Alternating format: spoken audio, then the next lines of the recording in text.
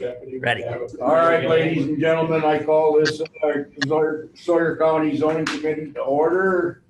Roll call, Kathy, please. Ron Buckholz. Present. Bruce Paulson. Here. Don Pettit. One's gone. Absent. Yeah. Jesse Betcher. Here. Tweed Schuman. Here. Stacy Hessel. Here. Thank you. Okay, let's do the pledge of allegiance. Pledge allegiance to the flag of the United States of America and to the republic for which it stands, one nation, under God, indivisible, with liberty and justice for all.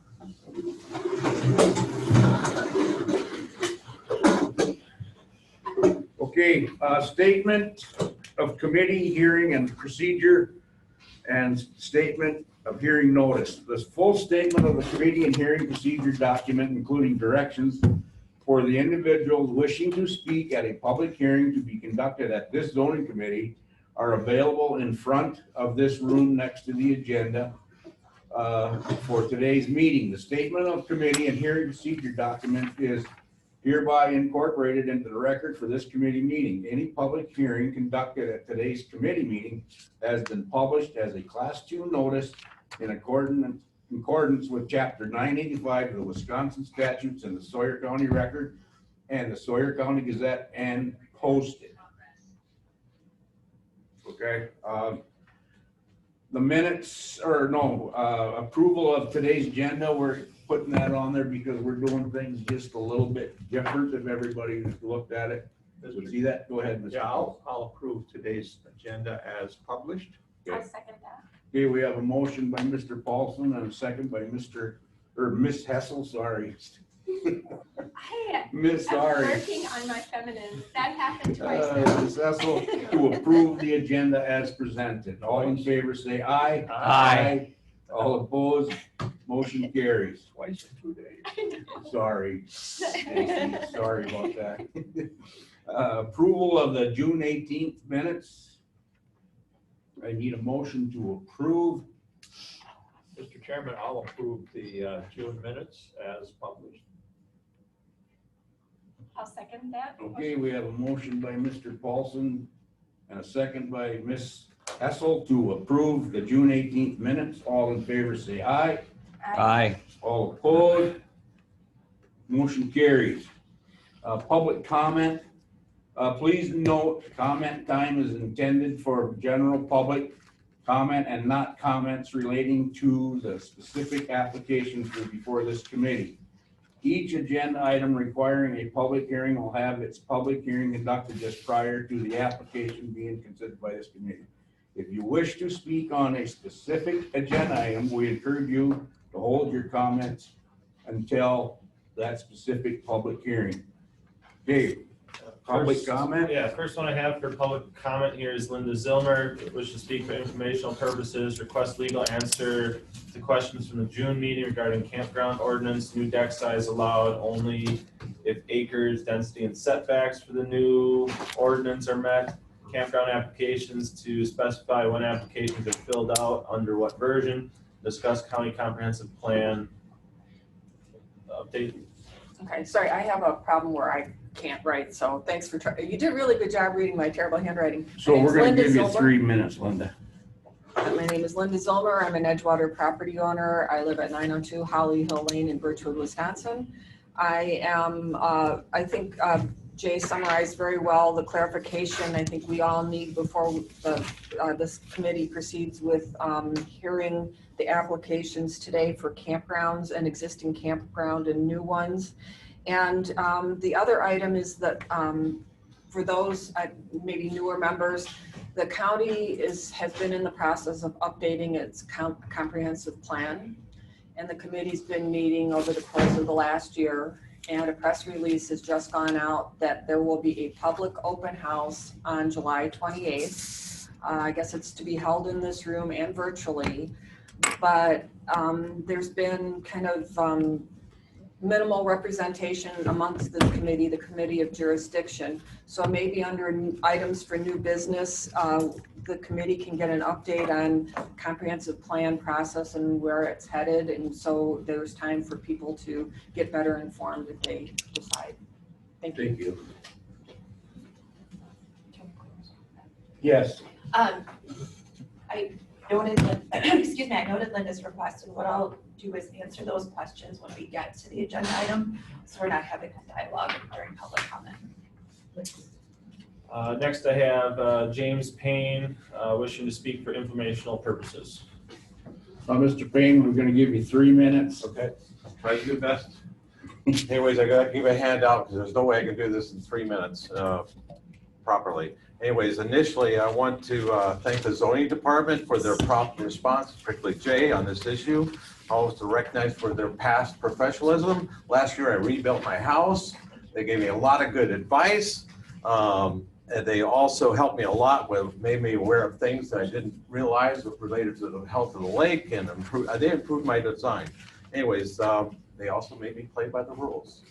Anyways, in summary, I'm here because I have an issue in my neighborhood. The main issue is the select gravel pit that's located on Stone Hill Road.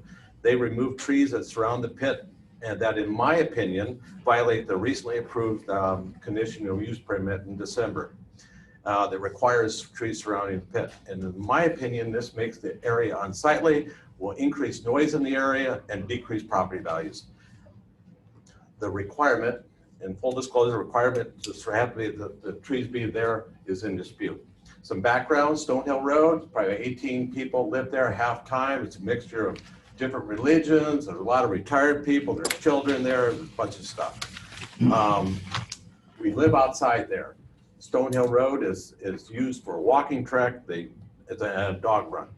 The pit's been around there a long time, but I think the residents were there first. Over time, informally, neighbors complained about, mostly informally, among themselves about the noise, the hours of rock crushing. It should be noted the conditional use permit renewed in December. It highlights adherence to an operation, plan of operation, and it talks about, in one paragraph, about site visibility. And under the site visibility, it says the natural topography of the site will restrict view from the roads and adjoining properties. It also talks about a wooded area that needs to surround it. It's a really clumsy statement, but it's in a paragraph. It's called site visibility. I was informed in July that the families that used to own the pit still live in the area. They live on Stone Hill Road. And they told me that they always thought that when they owned the pit, that the trees were expected to remain around the pit. In July, the trees were removed. I complained to zoning. Jay immediately responded, talked to the owner. They said that there was a mine safety health violation, and which required them to take down the trees. It's beyond me. I'm a blue-hearted socialist liberal, and I can't find that hard to believe that the federal government can overrule our zoning. It was also reported that there will be a berm put around the area, and as a side note, Jay is in the process or has written corrective orders to require that to happen. Anyways, my issue is the area is now ugly. There is no lack of trees in the order as far as I know. Mr. Esser, you want to finish her up? Yeah, anyways,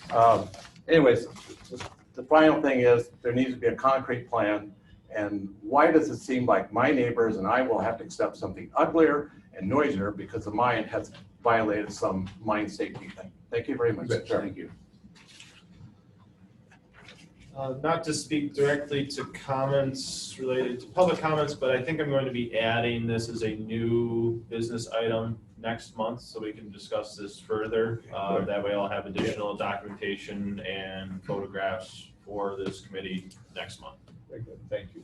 And you explain mining safety things. Yep. Right, sure. Perfect. Okay, well, Jay, before we get going into the rezones, has everybody filled out a slip that if you want to speak, and if you don't want to speak, we still would like you to put your comments down so we can read you into the record. You don't have to speak, but you can write down your comments, bring it up here, and that way we can read you into the record.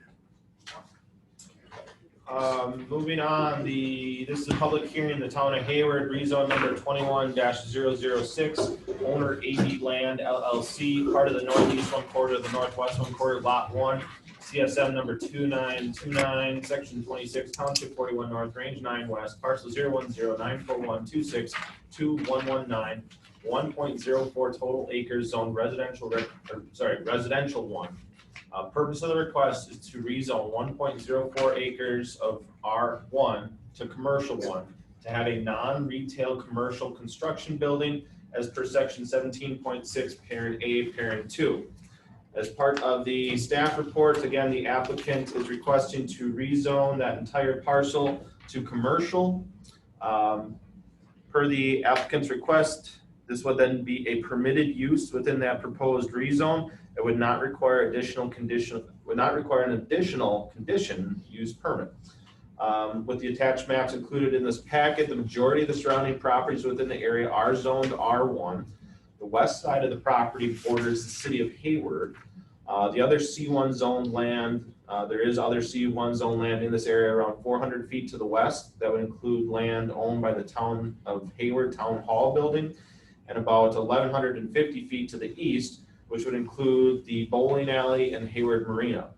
The town of Hayward, as part of their comprehensive plan, shows this subject rezone request on the future map as commercial. It should also be noted that the applicant has already done quite a bit of work cleaning up the property by removing an existing semi-dilapidated structure. The non-retail commercial construction building would be very similar to the other two buildings that are located on Highway 63, just west of Hayward. Per the action of the town board, motion was approved. Gary Gedhart, chairman, Andrea Whitwer, supervisor, Henry Bearhart was absent. Approved. Reasons 4 and 10. Approved, and that it would not be damaging the rights or others' property values. It would be compatible with the surrounding use in the area. Signed, Bryn Hand, town clerk. There were 9 opinion letters sent out.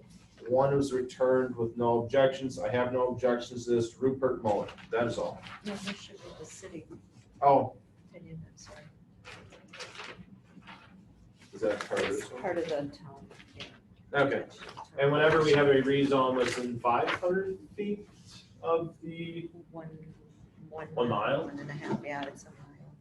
there's a boundary where if it's a rezone with next to a municipality, it also has to go to the city. The city of Hayward has also approved the request that was signed by the mayor, Charles Munich, and that is all. Okay, no additional comments on that. All right, I need a motion to go into public hearing on rezone number 21-006. I'll make that motion, Mr. Chairman. I'll Okay, second that. we have a motion by Mr. Schuman and a second by Ms. Hessel to go into public hearing. All in favor, say aye. All opposed, motion carries. We are now in public hearing. Jay, is this the one that's on virtual? Yes, I believe so. Okay.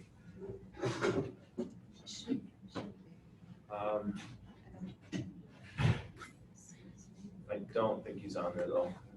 I don't see him on He there. is out of state, like I said, at a funeral, but he was going to be on virtual. He is not on virtual, so we do not have the applicant present.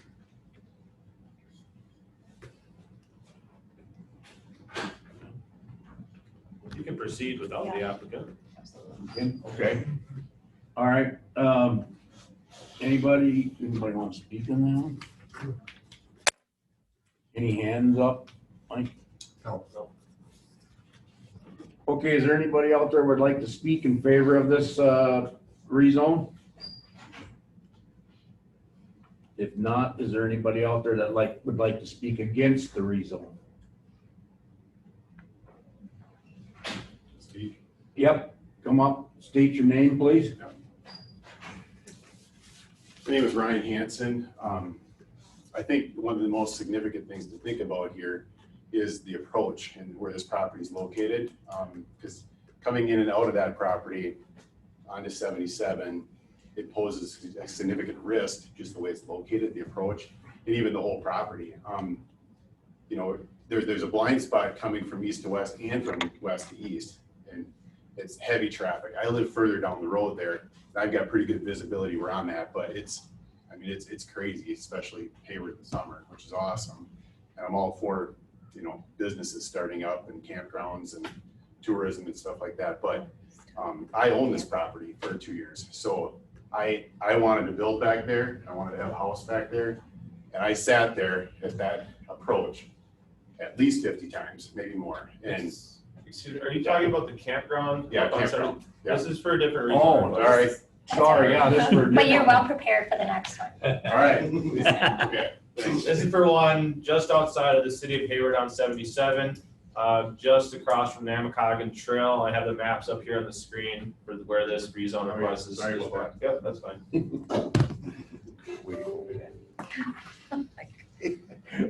All right, is there anybody out there that would like to speak against this rezone? If not, I need a motion to come out of public hearing. So moved. Second. Okay, we have a motion by Mr. Paulson and a second by Ms. Hessel to come out of rezone, public hearing rezone number 21-006. All in favor, say aye. Aye. All opposed, motion carries. We are now out of public hearing. This is the discussion action for rezone number 21-006. Owners AB Land LLC. Legal description is previously read into record. Request is to rezone residential 1.04 acres to C1 commercial 1 to have a non-retail commercial construction building as per section 17.6 parent A parent 2. Mr. Paulson, did you have something you wanted to say? I had a question for Mr. Kozlowski. Go ahead, I'm gonna allow you to do that. Thank you. This would comply with the comprehensive plan for the town? As far as I know, the town has approved it. It applies or I thought you said it was zoning, I mean, it was commercial was the comprehensive plan. yep, per their rezone, they have it as commercial there. I do have that map in here as well. Okay. Yep, so there's the subject. There's some little bit of red under there, and that does show as future land use as commercial. Good, thank you. Okay, committee, Mr. Chairman, I got a question for Jay as well. go ahead. Jay, is Mr. this the Schuman. property, it's not right on the river, correct? No, On the other side. It's Bob Borders' No. old place. so I can bring up the map here again. It's right outside, yeah, I mean, here, kind So of gets it's- overlaying it's- here. Towards the city of Hayward from the bridge then? Yeah, it's right across from Namacoggin Trail. Sawmill Road is here, and this would be the river, kind of in that southwest corner, or sorry, southeast corner. There's a Bob Borders' old house that was torn down. Yep, That's where it is. I know exactly. Not Bob Border. yeah, so there was an Danzig. existing Danzig. structure there that was pretty dilapidated. The owner of the property has demoed that, demolished that, so there's that kind of vacant lot that's sitting there if you drive that way at all. Mr. And there's no, Becker? Go ahead. oh, I'm sorry, and there's no turn lane or anything there, right, to get into a business? No, there is no turn lane there. Business. I would imagine DOT is, going to have some protocol for that. There's a speed reduction through that area. It does drop down. I don't think it goes down to 35 yet, but I'm pretty sure it's 45 through that area. Yeah. There's already two businesses right adjacent to it. so- There are, the town hall is just 2-3 stone throws away at 400 feet. On the other side of the river, there's the bowling alley at Hayward Marina, which are also commercial. And you go another half mile, right next door is city, but you go another half mile, there's Walmart, so. And there is a residence right next to it, right? There is, yeah. Yeah. Okay, Mr. Becker, you got any questions? No, I don't. Can I make a motion to approve the rezone as it's stated? Yes, you may. I'll second. Okay, we have a motion by Mr. Betcher and a second by Mr. Paulson to approve the rezone number 21-006. Any more discussion? If not, Kathy, roll call, please. Bruce Paulson, Yes. Jesse Betcher, Yes. Tweet Schuman, Yes, Stacy Hessel, Yes. Ron Buckholz. Yes. All in favor? Findings of facts, Justin? Yeah, it would not be damaging to the rights of others or property values. It would not be detrimental to ecology, wildlife, wetlands, or shorelands. And it would not destroy prime agricultural lands. Thank you. Moving on, this is the public hearing in the town of Hayward, rezone number 21-008. Owner Riley and Jeanette Brighton, part of the northwest one quarter, the northwest one quarter, and the southwest one quarter. The southwest one quarter, the northwest one quarter. Lot 1, CSM number 8554, section 35, township 41 north, range 8 west, parcel 0108413522212. 24.19 total acres zoned residential recreational 1. Purpose of this request is to rezone to agricultural 2 as per section 17.5 parent B for a small hobby farm so that they can be self-sustainable. As per the staff report, again, the purpose of the rezone or the intent of the rezone is to rezone 24.19 acres of RR1 to agricultural 2. As per the applicant's statement, they'd like to have some farm animals per the guidelines of the A2 zone district. They would plan to build a small barn and would be under the 24.8 animal units that would be allowed per this acreage. The goal is for a small hobby farm so that it can be self-sustainable. With the additional maps included in this packet, the owner and applicant recently purchased 2 10-acre parcels to the south and combined the 3 separate parcels that they would own now into one lot. There are several properties within this immediate area zoned A2 and several others zoned A1. The nearest A2 property is immediately to the north, across Highway B, and the nearest A1 zone property is a parcel immediately adjacent to the west. The other existing zone districts in the area are mixed of RR1, RR2, and commercial. The town of Hayward, as part of the comprehensive plan, shows the subject rezone request in their future maps as low-density residential and rural transitional. However, the other agricultural zone properties in this area are also shown as this rural transitional and rural preservation on the town comprehensive maps. The applicant already has a primary residence on the property.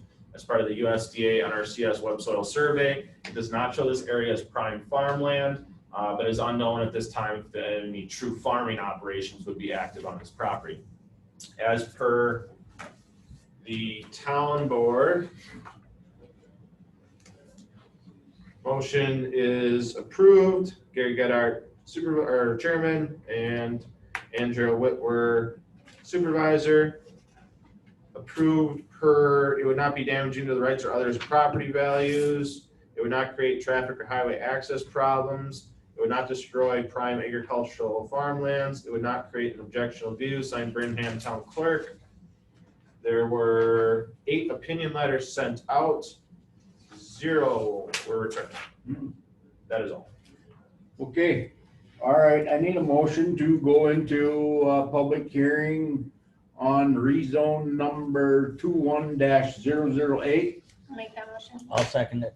Okay, we have a motion by Ms. Hessel and a second by Mr. Schulman to go into public hearing on rezone number 21-008. All in favor, say aye. Aye. All opposed?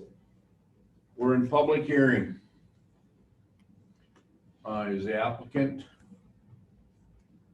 you want to speak? Tell us anything at all? Again. Don't be shy.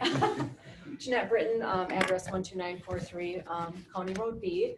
So like we said, we combined the property that we just purchased. We have a primary residence there. Plan is to build a small barn behind the existing chicken coop that we have there. We'd like to maintain most of the wooded area as it is. We have already put in like a small apple orchard. Plan is to have a few animals, couple goats, couple sheep, maybe a couple pigs through the summer. Basically just to provide for ourselves. We do plan and put in some gardens, maybe a pumpkin patch, that would be further down the road. So we do have a wooded barrier between our house already and Highway B, and we would like to maintain that as it is, just as a buffer. So we don't plan on, cutting down a bunch of trees or doing anything major. It would just basically be property maintenance if we did anything, and so. Okay. Thank you. You guys didn't have any questions for us? Okay. She did a good job. Yep. Jay, where's this property located? Yeah, so I'm trying to you know where figure that little golf course is by South Shore Road? old house. Yeah, so it's just before No. Hayward, or I'm sorry, just before Round Lake Marina's storage buildings Yes, on Highway B. yes. Yeah. So here's those storage buildings down in that corner. This is that subject rezone request right here. I think I have some other maps here.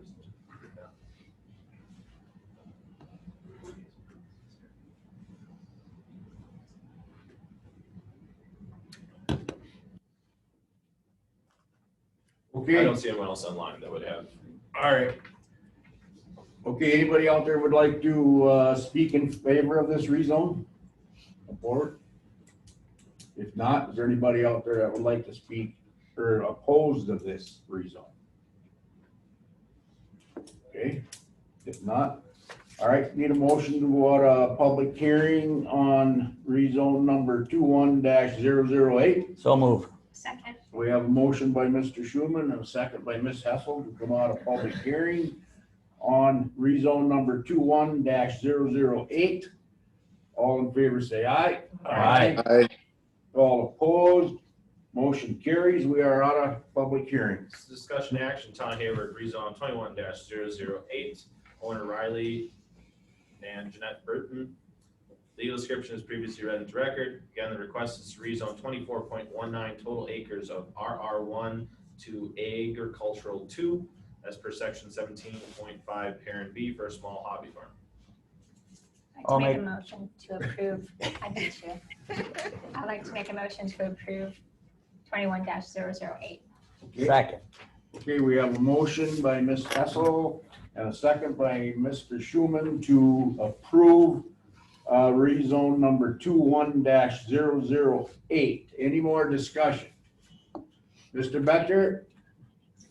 I mean, it sounds like there's only gonna be sheep, goats, and pigs, and maybe chickens. It doesn't sound like any livestock over 1,000 pounds. I don't see any issue with this. Okay. Any more? All right, roll call, Kathy? Jesse Betcher, Yes. Tweed Schuman. Yes. Stacy Hessel, Yes. Ron Buckholz, Yes. Bruce Paulson. Yes. Fine, you're back. That is not damaging to the property of others. Thank you.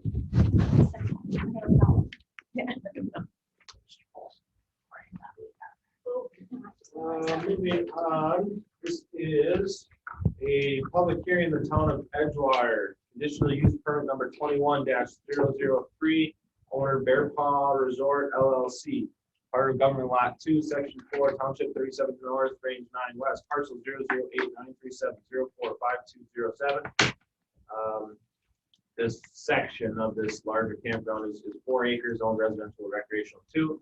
Permit is desired for 8 additional campsite units as part of a 2021-2022 expansion. That would bring the total number of sites to 84 campground sites from the existing 76 sites. The total campground land area is 11.96 acres. This conditional use permit case was postponed from the May zoning committee meeting. At that time, those in opposition to the CUP were requesting additional time to gather additional substantial evidence against the request. The applicant was approved a rezone for this parcel listed above back in 2019. For the rezone request, it was proposed that the applicant would request for a campground expansion for an additional 10 sites. The CUP is now being requested and the applicant has reduced that to 8 additional sites. Campgrounds consist of 71 permitted seasonal sites and 5 overnight sites associated with a condominium form of ownership for a total of 76. 46 of those were of the initial campground, an additional 35 sites, which was amended to 30 sites on the southern portion, was approved through a conditional use permit in 2017. In 2019, when the property was granted an additional rezoning of the land, the the additional 6 acres, it did have some contention with that discussion. Looking at what was discussed in that case, it was noted that in 1986, when the first rezone was processed to RR2, the initial rezone was for the placement of a mobile home on the property. Somewhere between 1986 and 2000, a campground was formed, and in 2000, a conditional use permit was granted for an additional 5 campsites, making the total of 41 seasonals with 5 overnights. In 2017, again, those additional 30 sites were approved. There were comments received by the Zoning and Conservation Department that adjacent property owners were told that a campground would never expand further to the north. After reviewing those documents and files of record of the property, specifically the rezone of 86, the rezone of 2017, the rezone of 2019, and the conditional use permits of 2000 and 2017, no information was found to support this. The Surrey County Zoning and Conservation Administrator has urged those in opposition for any additional information pertaining to that claim, and again is being asked for this current request, and nothing has been submitted to our office. During the CUP submittal, there was also a Surrey County zoning ordinance amendment to campground rules and regulations. Those new rules are now in place. However, those rules in place would not allow for additional site creations. It would have greater setbacks to this current request. However, the Surrey County Legal Counsel has stated that statutes allow the county to apply the ordinance as it existed at the time the completed application was submitted. If the zoning committee was to use the ordinance that was in place when the application was submitted, then the application would be compliant. As per the town, motion was approved. Pete Baraboo, town chairman, Bill Zimmer, supervisor. No additional comments. Signed, Natalie Clements, town clerk. There were 11 opinion letters sent out. 5 were returned, 2 with no objections, 3 with objections. I have no objections, Susan Herbert. I have no objections, Steve Crenshaw. I have objections. In 2002, when we purchased our property, our realtor contacted the county. We were told that the existing owner at that time would never expand further to the south. And they could, I can't read this. They've also signed another one. They already expanded further to the north when it was full. Signed Mary Jo Madison Trust. I have another one from that same individual. I'm strongly against the conditional use. We'll fight to the end, as we are assured back in 2002 that an expansion of the south could never happen, as the max use is already met on the property. The discussion was with our real estate broker and the county zoning. An application was submitted by the owner at that time 2 years ago, and it was denied. I strongly urge the county to deny this again. Also, I own another identity property right across from this area of concern. He says that he has not yet received a notice from that, but this is the first letter that I wrote was that one. So he does have both of those opinion letters here. I will wait your ruling on this issue. If it does not pass, I will be filing an appeal. This owner is already in violation of his existing property where his campers are on illegal public access. I notified the township on this and has yet to be resolved. The violation is on the south end of the property located on the lake side. This is denying the public access to the lake and the public access point. He's even called the police when people have tried to use the legal access. He even called on me when I was on my own land, as he stated his campers were concerned of a strange man in the woods. I was completely on my own property when this happened, and he knew it was me. This is the type of person you're dealing with.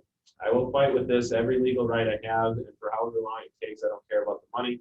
This is about principle and what the county told me when I purchased my property over 20 years ago. My property will be adversely affected if this is approved. His property to the north that he added isn't even half full. Why would he need to expand to the south now? I was unable to make the 5/21 meeting. I'll be unable to make the 5/21 meeting, which was when this was initially heard. As you do it during a work day when I run my own business and cannot be gone. But if it goes to appeal, I'll make myself available for court. Signed, James Madison for Jam Business Properties LLC. I have objections to this. Putting campsites next to my southmost property line would be close to my bedrooms. I go to bed early, campfires and campground parties would not be in my best interest. I have lived here for 21 years, and this is the third time that the campground has asked for an expansion. When a person is greedy, he only wants more and more. Richard Jufelis. I have objections to this. We spoke with Will Laws on April 24th, 2021. He explained where the campsites would be located. We have no objections to the 5 campsites directly to the existing sites, but we have objections of putting 2 sites near our property line.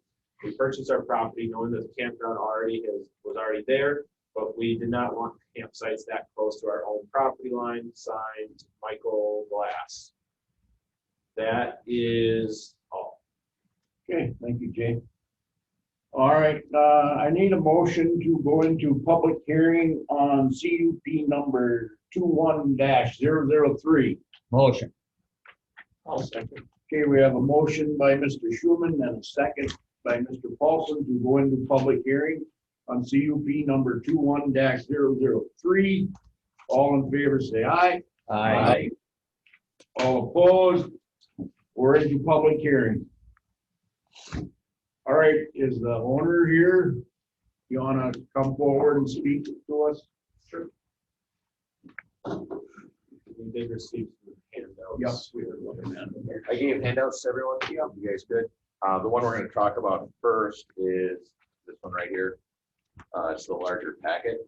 So we had our meeting back in May. We had a lot of discussion with regards to this. So what I did was I went back through that meeting and listened to the concerns, looked at the complaint letters, and I wanted to address all the items that were specifically there and show that we're making efforts to potentially solve the concerns that were brought up in that meeting to move this process forward. First one, Richard Dreyfus or Lewis concern.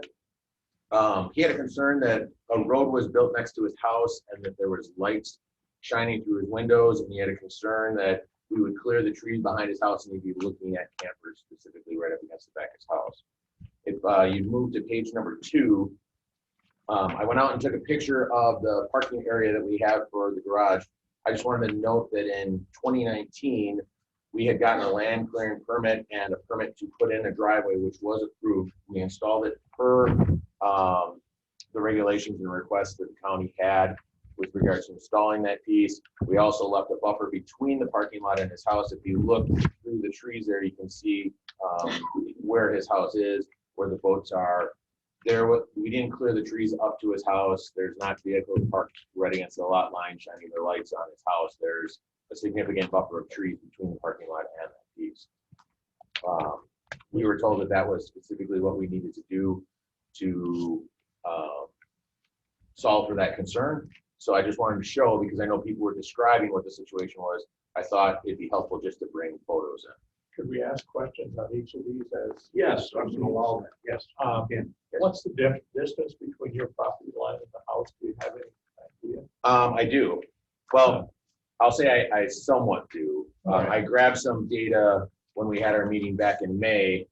This is regarding the camping side of it. From Richard's property, the physical camping unit would be 240 feet away from the structure and 50 feet away from the property line. And there's already a 50-foot buffer of trees on my side of it, on top of another 25 feet on his side. Now, granted, he could take his feet down and go right up to the edge, but they would still be maintaining a 50-foot buffer of trees on that side. It would be the same for on the parking lot side. His house is roughly 50 feet from the edge of the property line into there. And there's also the bank of trees. If you look on the photo that's up on the screen here, this is the run of trees that we're talking about, and then his house is set back here.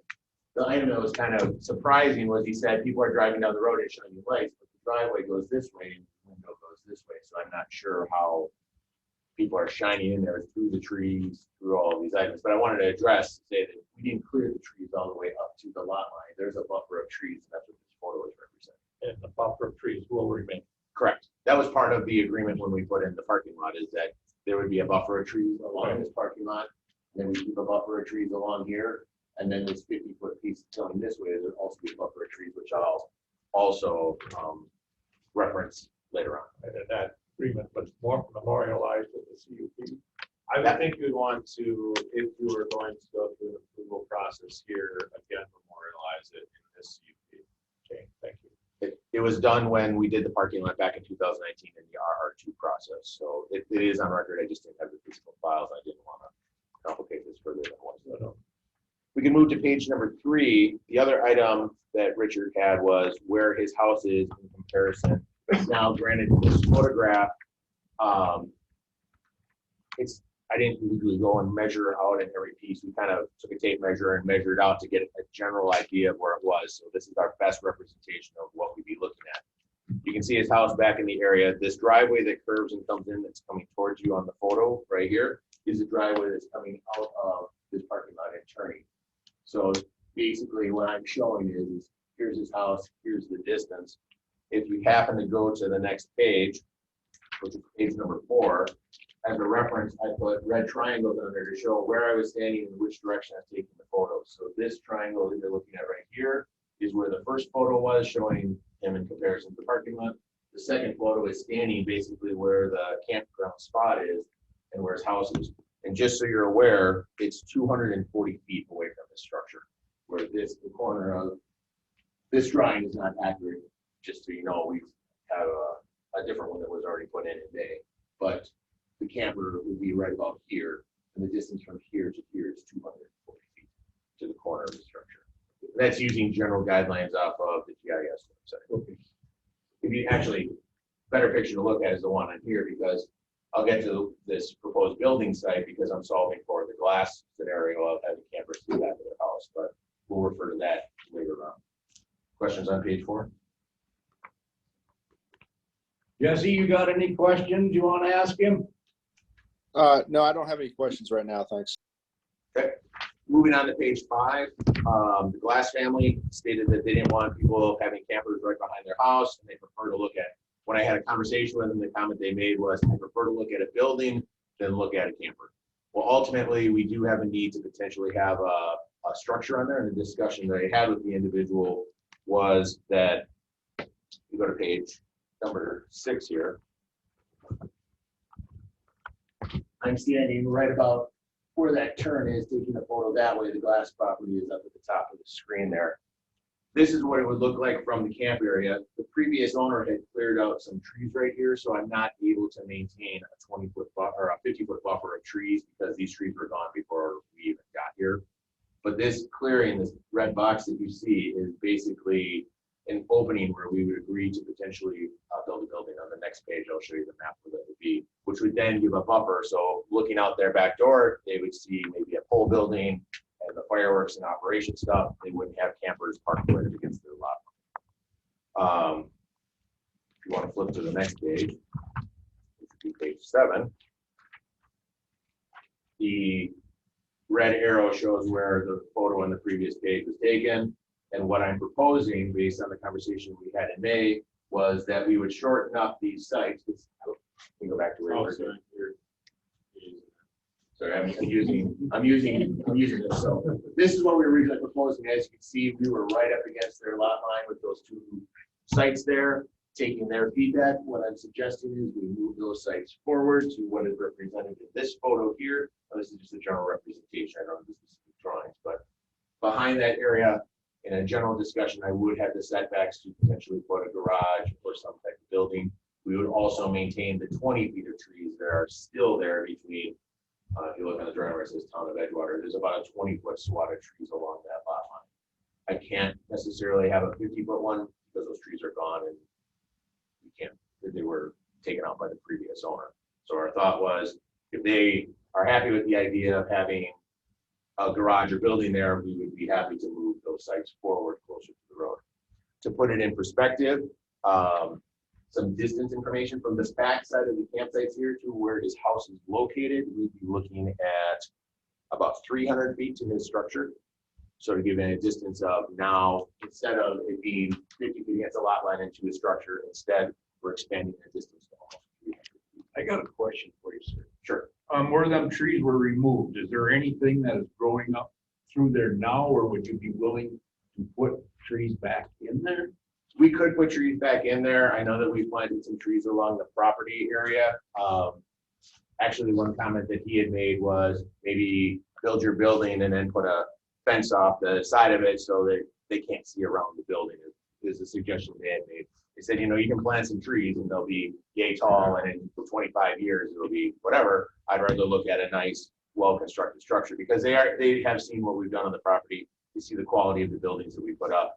Nothing's haphazard or anything like that. We put together real nice looking structures. He said, I'd rather look at a really nice structure out my back door and maybe a fenced area if there was anything that we had to hide for machinery or And equipment. you would be willing to put a fence in.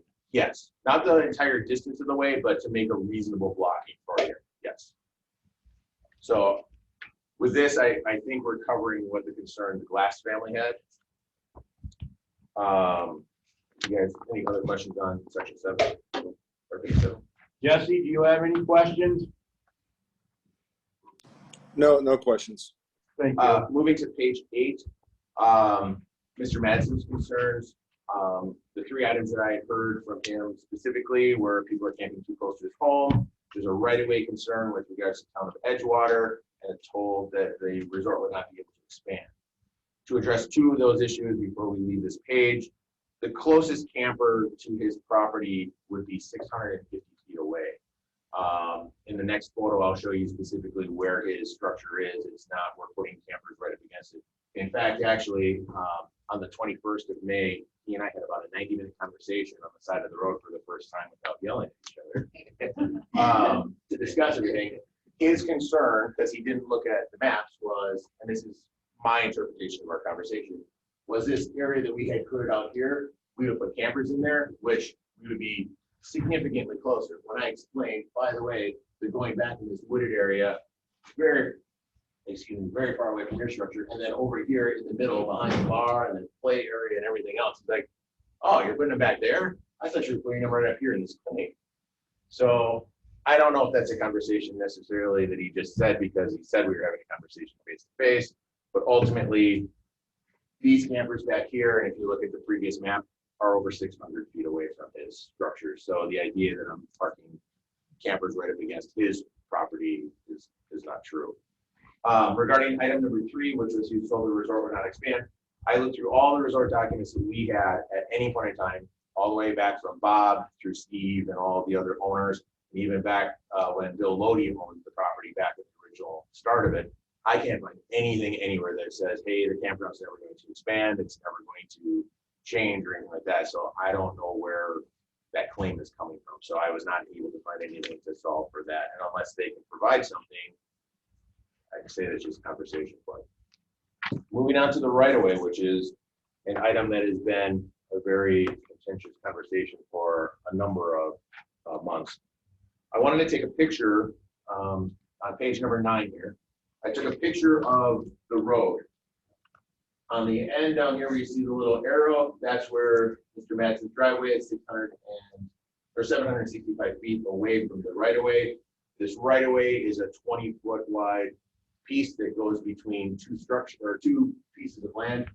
It's actually on the map right here. If you can see, there's the right-of-way that's being discussed.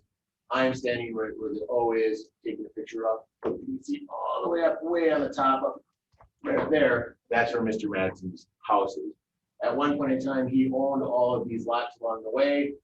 Within the last year, he's actually sold all of these lots. So his concern was, in the process of selling the lots, our interpretation of his concern was that because the campers were here, he wouldn't be able to sell these lots.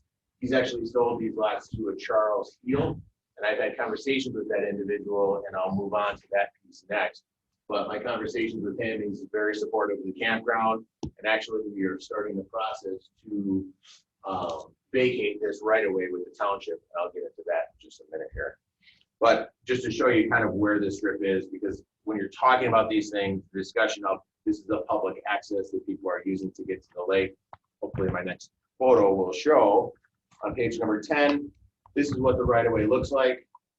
Right where this red mark is here, that's where Charles's property is. On this side, this is where the Bear Park Campground is, and this is the 20-foot right-of-way down to the lake. If you looked on the maps, and you're probably well aware, back in the day, there was a number of right-of-ways that were put in place around the lakes to allow access once people started building boat, or the DNR started building boat launches and those types. some of these right-of-ways have gone away. Quite honestly, this piece of property up here where the 7 lots are right now was owned by the same individual since 1978, and it just recently sold in 2019. So this was never an issue because he was never here and it was vacant land. He lived in Chicago. Nobody really cared. All of a sudden, Bear Paw Resort makes a play to buy this piece of property. Mr. Mattson finds out. We get in a bidding war with regards to the property, and that's when the contention between the two of us started. I end up stepping away from the purchase. Well, in the process of this, we find out that Mr. Mattson has a garage that's 4 feet into the right of way on Sandbar Lane, and he finds out that I have a pedestal 12 inches into the right of way. So now both parties are leaning on those items to, manipulate the situation. Not probably my best situation, but here we are talking about it today. So let's talk about the right of way now that we see what it looks like. This isn't a walkway down to the lake. It's not a nice nature path or a place where people are going to drive 4-wheelers. It's literally a spot where the township uses it as a drainage ditch. We go to page number 11. So we have along this edge right here, there are 5 campsites that are part of a condo association that we own. It was put back in place many years ago. And in the process of doing that, this is my best interpretation of where the line is because it was surveyed at one point in time and I taken a photo. As you can see, the pedestal right here that was installed in 1995 is 12 inches over the line into the right-of-way space. And this is where the concern is with this property is that pedestal is right about there and it's 12 inches over the line. All the other ones are there. The original owner back in the 90s most likely just put them in because they put them in. We were not aware of this until we started this whole process of doing expansions and then it became a sudden issue. Sure. Can you speed this up just a little more, please? Sure, absolutely. So how do we resolve the right-of-way concern? We walked out of the meeting in May. I immediately had a conversation with the landowner, Charles, and he agreed for the first time to vacate the right-of-way. We started the process with the township in early June. On July 13th, we had a board meeting, and in that meeting, the township granted approval that we could start the process of exploring and getting rid of that right-of-way. Ultimately, we would own half, he would own half. This pedestal that's in question would be taken care of. If you flip to page 12 or page 13, one of the items we were offering those sites to be for 40-foot campers. We've actually updated our website and a majority of our reservations move them to 34, so the campers won't be hanging over into that space. We're doing our best efforts to move people out of those sites. And lastly, I have a photo on page 14 here I'm guessing this is the photo that James had sent in. Our security camera took a picture of him doing the measurements with the tape measure out there next to the campers. This is what he was referring to when people are blocking the right of way. This camper was 26 inches into the right of way on the date that they had backed in. We have now gotten to the point where we tell campers don't back up past the pedestals. You can only have 34-foot campers, which shortens up the deal because this one was actually 40 feet, so that's why it stuck past into that area. Long story short, we feel we've gone through, and to summarize this, we've gone through all of the items that were of concern of the neighbors. We're attempting to resolve the problems and the concerns that the committee had brought to us. We feel that the 8 campsites that we're asking, the concessions that we're putting in are very reasonable to move this forward. This is very good information. Sure. It is. So does anybody else want to ask any questions to the applicant? Not to the applicant, but how do we build in all of the commitments into the CUP? You would memorialize them through the conditions as part of the approval process. And when we get to discussion action, we can discuss those and lay those out if this committee is so inclined to grant approval of the conditional use permit. But I wrote pretty fast, but I still didn't get all of those commitments. I got a few of them in there as well. Perfect, okay. Thank you, I'm sorry. Could I clarify that specific question? I feel like if we keep the 50-foot buffer scenario that we're discussing, and that we agree that along the lines of the Dreyfus property and the Glass property, that a 50-foot buffer is left of trees if available, and that if the resort was going to build, that we would use that back area as a building for a structure, I think that would solve a majority of the fence. The fence, yes. Mr. Folsom, you said didn't get all the commitments. Would you like him asking some more on commitments? Well, no, I think I just heard a summary of them. Okay. I I'm okay, all right, unless the rest of the committee has a question. Mr. Schuman?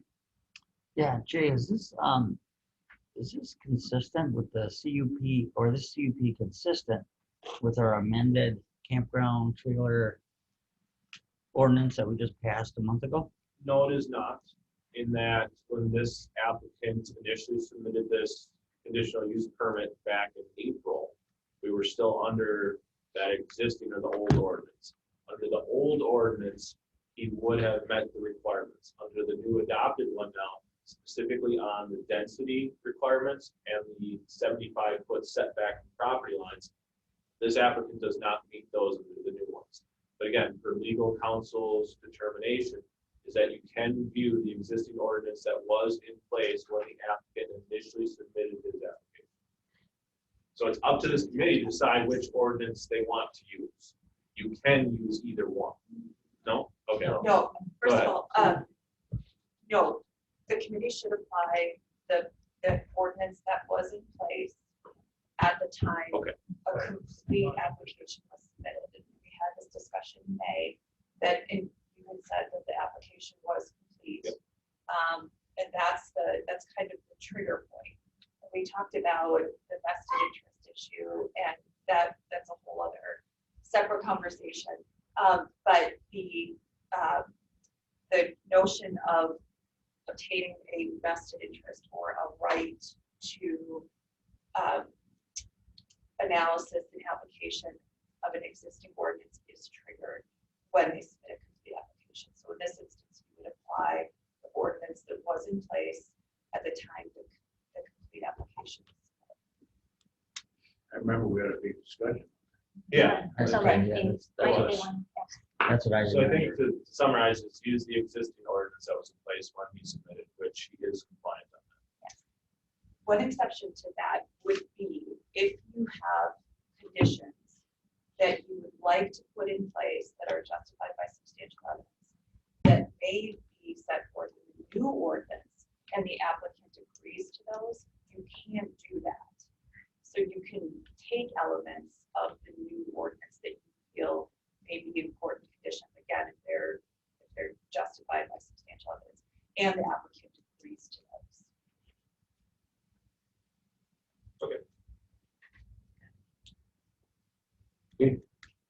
Thank you. Thank you. Anyone else? Support? Is there anybody out there that wants to speak in support of this CUP? Ms. Gilbert? State your name. Linda Zolmer, 902 Holly Hill Lane, Birchwood, Wisconsin. And I always say that I'm an Edgewater property owner, but I think I should clarify that I'm a fourth generation Edgewater property owner. After Native people, my great grandparents were some of the first people to settle here. I've observed in town meetings and in county meetings over the years, some of the history that's been outlined today. I know that there are often things, promises made and things said in meetings that either don't make it into minutes, which would not necessarily be binding, or into conditions, or in a rezone, you can't conditionally rezone. So I've seen a number, I'm familiar with Bill Lodi, I think was 3 property owners ago, who's passed away. So boards change and people pass away. A lot of what neighboring property owners expected, it's just not documented, but it exists. I also want to talk about, I did take, after the last hearing, I did take a drive over there. I've purposely not gone over there to see what's developed, but I do think that there is a training available for zoning committee members about the appropriate way to do site visits. And I think that's one of those, this is a good example of not only why the county changed its zoning ordinance, but why actually visiting a site gives you a better perspective than either outdated drawings or the updated information that you have that's just on a flat screen or piece of paper. I believe the gentleman that has the house up there, when he spoke before, his concerns were with trailer parking in the parking lot and those lights shining in. If you go to the actual site and you see a buffer of trees, while in footage wise, it might seem like it's sufficient, when you see the the sparsity of trees between the parking lot and the house, that is a factor. Are you I'm speaking in very- favor? Pardon? Are you speaking in favor? That's what we're. No, I'm not, because I spoke, That's the what we're at form- right now, But the yes. form I said is I'm speaking for informational only.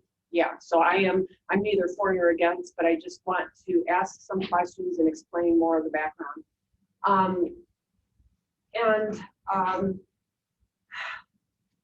I think it's a good example, especially with these pictures, none of them encompass the bar, the campground, the whole operation, acquired property, and the potential for more requests in the future, including the 5 campgrounds here. And then, yes, whether it's a factor or not today, the town does need to remain or keep an easement. This is a drainage way from this road and from this area down to the lake.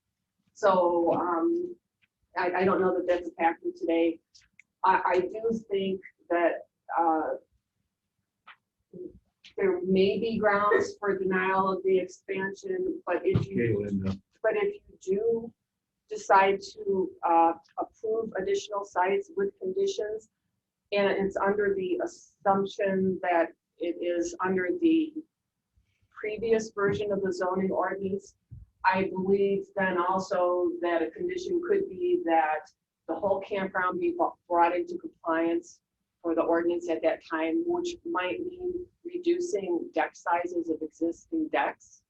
And whether the owner would consider that or not, Linda. there's an impact to the lake. There is an impact to the neighbors, and so I appreciate your consideration.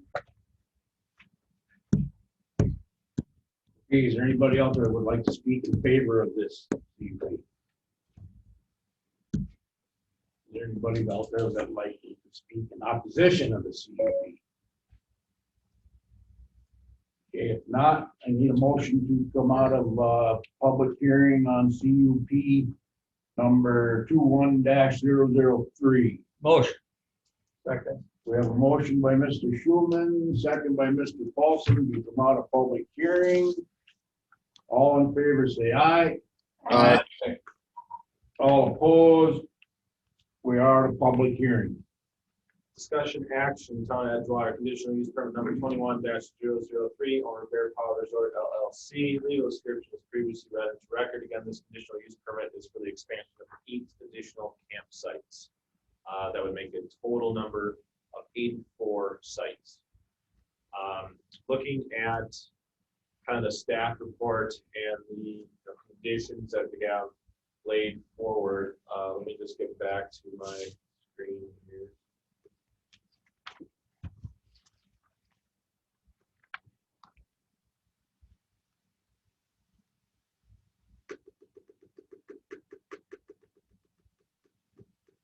Okay.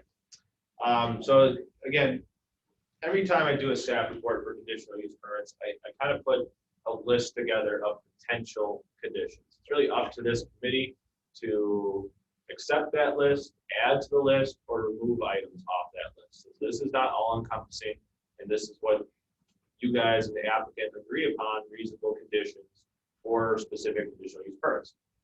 So I'll just go through what I have in here, as well as some of the comments that were made from the applicant for potential conditions that would mitigate some of the concerns that the adjacent property owners had.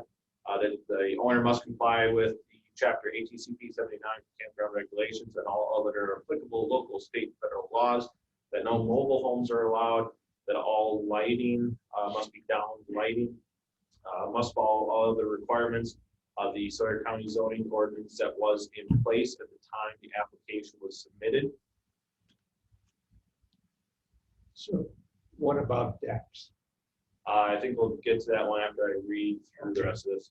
That a permanent manager and designee be available 24 hours per day. That no fireworks are allowed. Quiet hours be 11 p.m. to 8 a.m. every day. Must follow all other DNR pure planner requirements for docks and pier placements.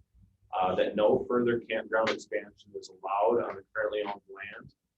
Conditions may be waived for that if additional land is purchased. That all comply with all other town requirements and conditions.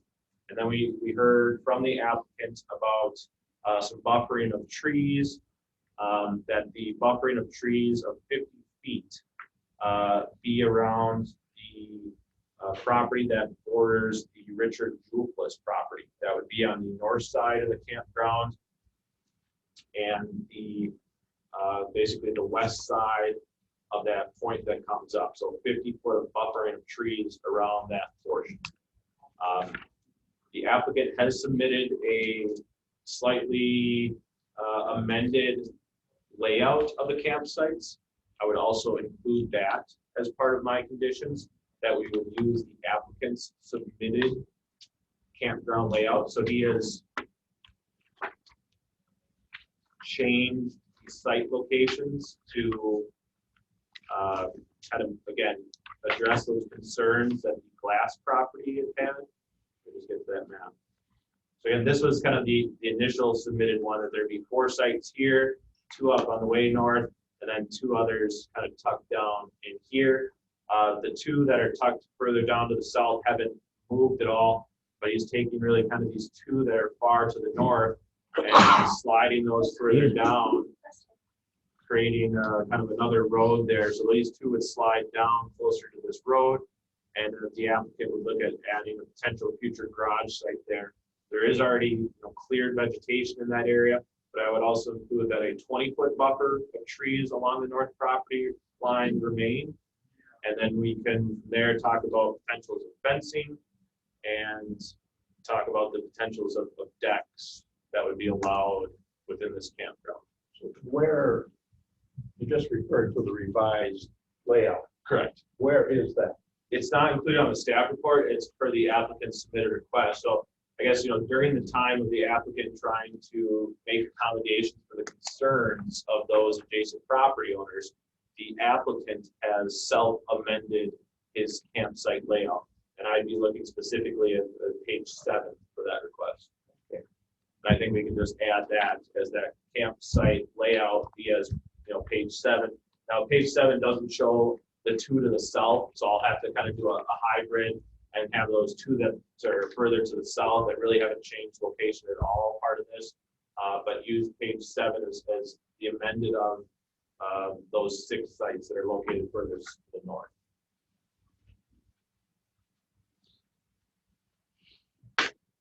I think this committee should talk about fencing if we want to go down that road and have any type of fencing requirements per conditions. And then I do want to discuss with Rebecca as far as the deck requirements. So when we look at the new campground ordinance that was recently approved, there's a portion of that for non-conforming campsites. So this is somewhat in ambiguity as far as what we define a non-conforming campsite to be. Is a non-conforming campsite based upon the setback requirements that have changed, and that now campsite needs to be 75 feet away from the property as opposed to 50 feet away from the property? Does that make a campsite non-conforming, or is it a density requirement? And during this adoption process, I kind of never put the 2 and 2 together that, oh, if you are over the now density requirements of a campground, meaning that you're only allowed 5 per gross acre, you're technically, your entire campground is non-conforming to a density standard. That was not my intent of this ordinance adoption, that if you had a non-conforming campground based on density, that you wouldn't be allowed a deck. My intent was that if you had a non-conforming campsite based upon setbacks, that you wouldn't be allowed a deck. And I'm going to let Rebecca speak a little bit to that regard. Okay. The whole intent, the legal intent of a non-conforming structure or non-conforming use theory was to bring order and consistency within the realm of zoning. Like many things in the law, it has become confused and a lot of ambiguity created based on specific facts in many cases, based on different court rulings, and based on various attorney general opinions. So what our legislature did in 2011 is set forth changes to zoning statutes and for us, because we're counties, chapter 59, to try to rectify and clarify some of the issues with non-conforming uses.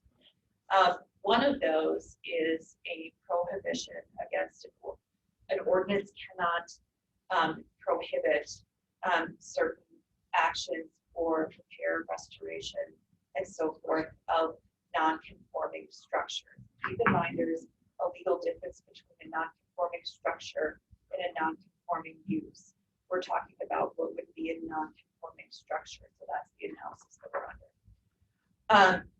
With respect to the ordinance that you have in place, I think when looking at that section of 5969 and taking that as applied to your ordinance, I would be uncomfortable with the interpretation that because it's non-conforming in one respect, it makes the whole thing non-conforming.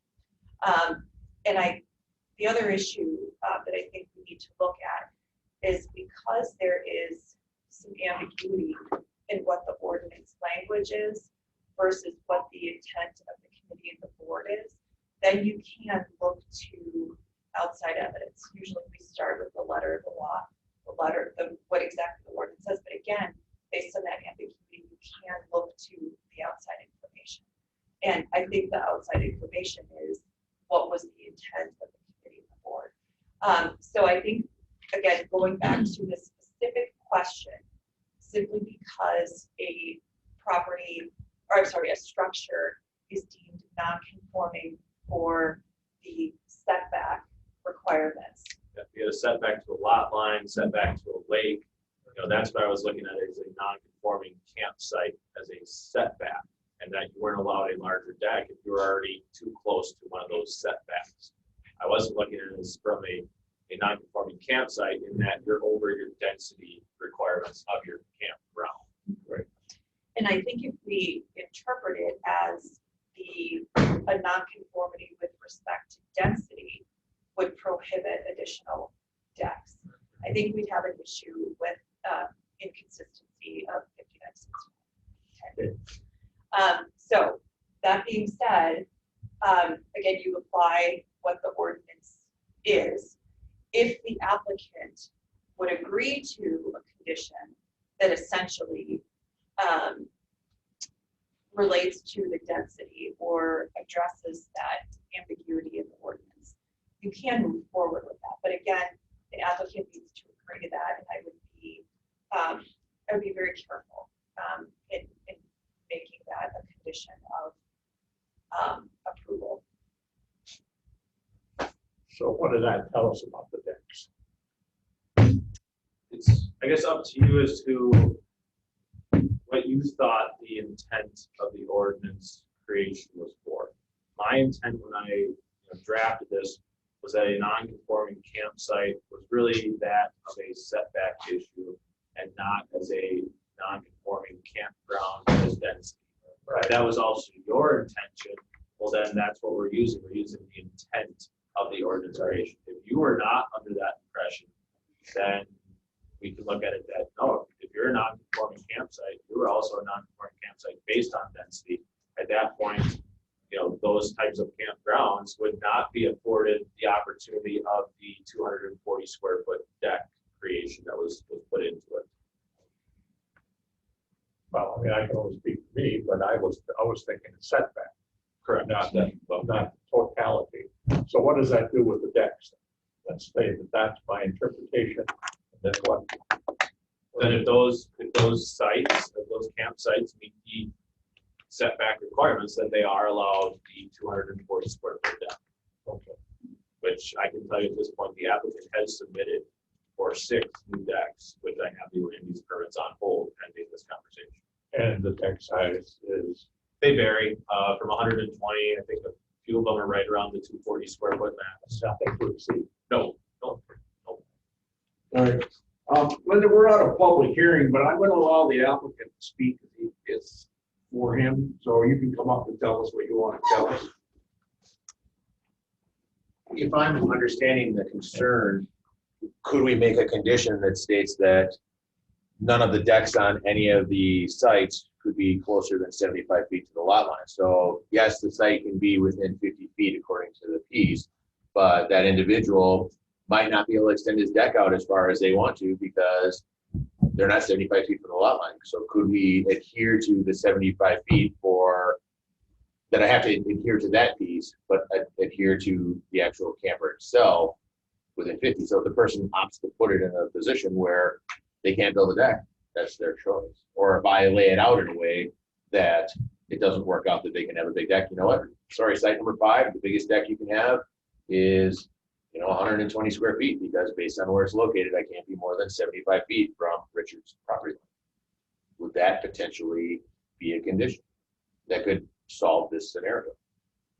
I would think yes, that is a condition. The applicant at this point is submitting it, so he's agreeable to it, and if that's a condition this committee wants to put on, it's certainly. Yeah. Okay, maybe that solves it. I mean, I'm just trying to make it so that there's not a big complication of how this works. But I'm still struggling with memorializing all of these items. I mean, do you have a complete list, Jay, or somebody? What would you I do. The only one I still have a question mark on would be fencing. Fencing, right, and that was the, so what's the, how long you want the fence along the glass property? I could have an easy answer to that, which is why not take the distance of whatever the distance is across the glass property, which I think is 60 feet or whatever. If we build a building that's 30 feet and there's 30 feet left over, now we have to do 30 feet of fencing. So either the applicant has to build a building or a fence long enough to cover the distance along the glass property area. Because then if I don't build a building, I have to put a fence the whole way. Right. If I build a building, then I can take, I don't want to put a fence along a building. Right. No, it just doesn't make sense. So that is, okay.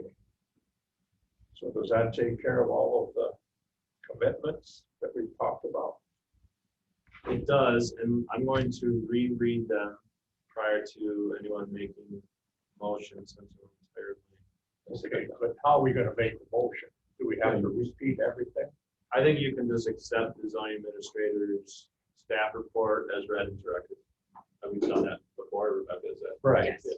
But these things we're just talking about are not in your staff report. I'm going to reread them, and okay, I got you. We'll be updating these conditions as I read them into record. Perfect. Okay. All right, now we're going to turn it over to the committee. All right. That's what I'm saying. Okay, Rebecca, go ahead. I'll give you a couple seconds. Linda Zilmer again. It's a matter of what your decision is right now is kind of setting a precedent, although each case is supposed to be considered independently for all the other existing campgrounds out there. This committee spent a lot of time, hearing time, on ordinance primarily drafted by an interested party, and unfortunately he's not here today. And in talking with him, it was his intent that the way that the committee requested to look at campgrounds holistically, it wasn't just setbacks, it was density and acreage. So I think just trying to make a decision about the decks only based on setbacks, this is a non-conforming campground according to existing zoning ordinance. And this would be expanding non-conformities if decks are allowed, because one of the staff requirements is to bring it into conformity under the ordinance as it existed at the time. To Okay, allow larger, yeah. So I would like a further discussion on this non-conformity, and I think it should be setbacks, density, and acreage as a threshold. Thank you.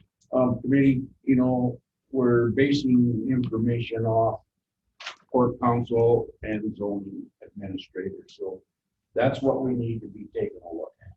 So that's where we need to go with this. So I'm opening it back up to the committee for discussion here on what you want to do.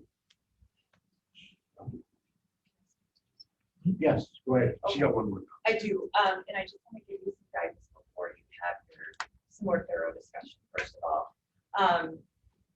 What has been presented to you, and the discussions and the questions that you've asked the applicant, are fantastic. This is exactly what the statutory intent is, for having discussions of substantial evidence, having your very thorough discussion.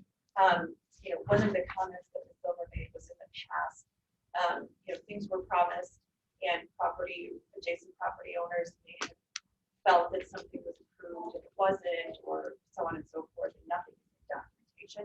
And that is exactly why this committee is doing a great job of going through all of these points and documenting all of these points and correcting past mistakes. Kudos to Jay for putting these staff reports together and now moving forward, documenting everything that is approved. So take a lot of pride in what you're doing on those points. Now, with respect to the conditions that Jay is going to read back, again, under 5969 sub 5E, you are obligated to approve a conditional use permit if there is substantial evidence, which is facts and information other than merely personal preferences or speculation, directly pertaining to the requirements and conditions an applicant must meet.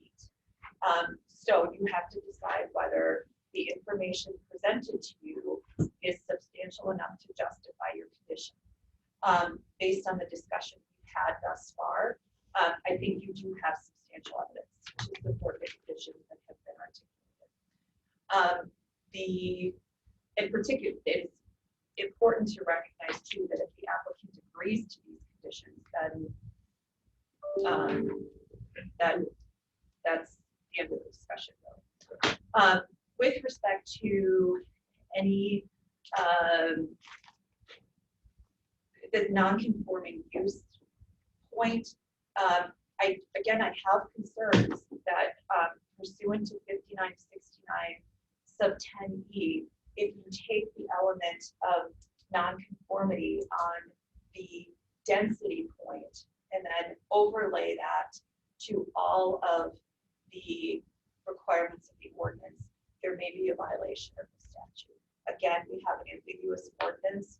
You can look to outside intent, but I think that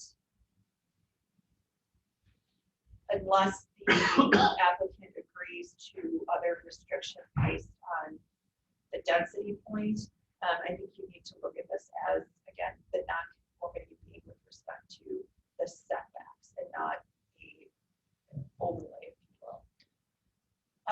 And again, the law on non-conforming uses is very unclear. So when we talk about an expansion of use, or the legal term that is often used is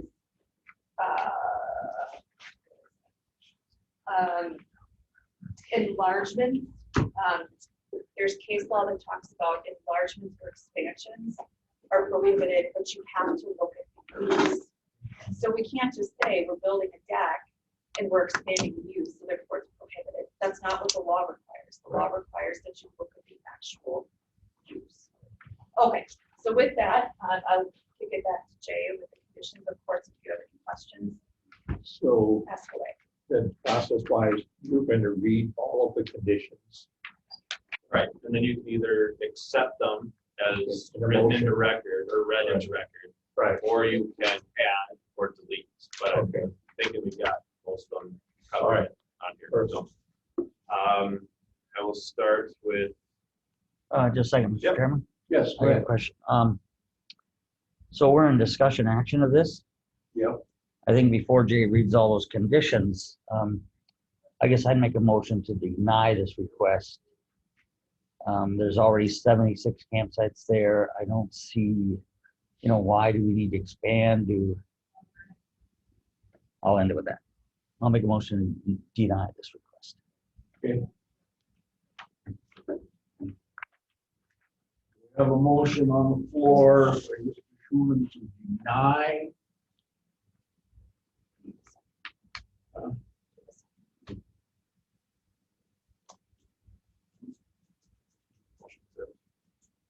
don't have a second, so motion fails. I'll make a motion to approve this request. I'll second that. After you read them. Do you need to read those in first, or do we have a discussion on that? You can, yeah, we have a motion and a second, and part of your discussion would be acceptance of condition. Okay, so we got a motion on the floor by Ms. Hessel and a second by Mr. Betcher to approve the CUP number 21-003. So any more discussion? But that would be subject to. Right, subject That to was- Yes. Four conditions. Must comply with ATCP 79 for campground regulations and all other applicable local, state, and federal laws, that no mobile homes are allowed. All lighting must be down lighting. Must follow all requirements of Sawyer County zoning, section 6.6 that was in place at the time that the application was submitted, minus the new creation of the allowance for decks. That decks on any new campers be a minimum of 75 feet from any property lines. That a permanent manager or designee be available 24 hours per day. That no fireworks are allowed. That quiet hours be from 11 p.m. to 8 a.m. every day. Must follow all DNR pier planning requirements for dock and pier placements. That no further campgrounds expansion is allowed on currently owned land. Conditions of that may be waived if additional land is purchased. Comply with all other town requirements and conditions. A buffering of trees of 50 feet in width along the entire length of Richard Dupless's property be left in place. That would be on the north side of the campground and the west side of the campground as it goes up into that northern tip. That the campsite layout would be as per the applicant's newly amended plan shown in handout page 7, including 2 additional sites further to the south that are not shown on page 7. That fencing along the entire length of the glass property line be installed minus the length of any potential building that would be placed there.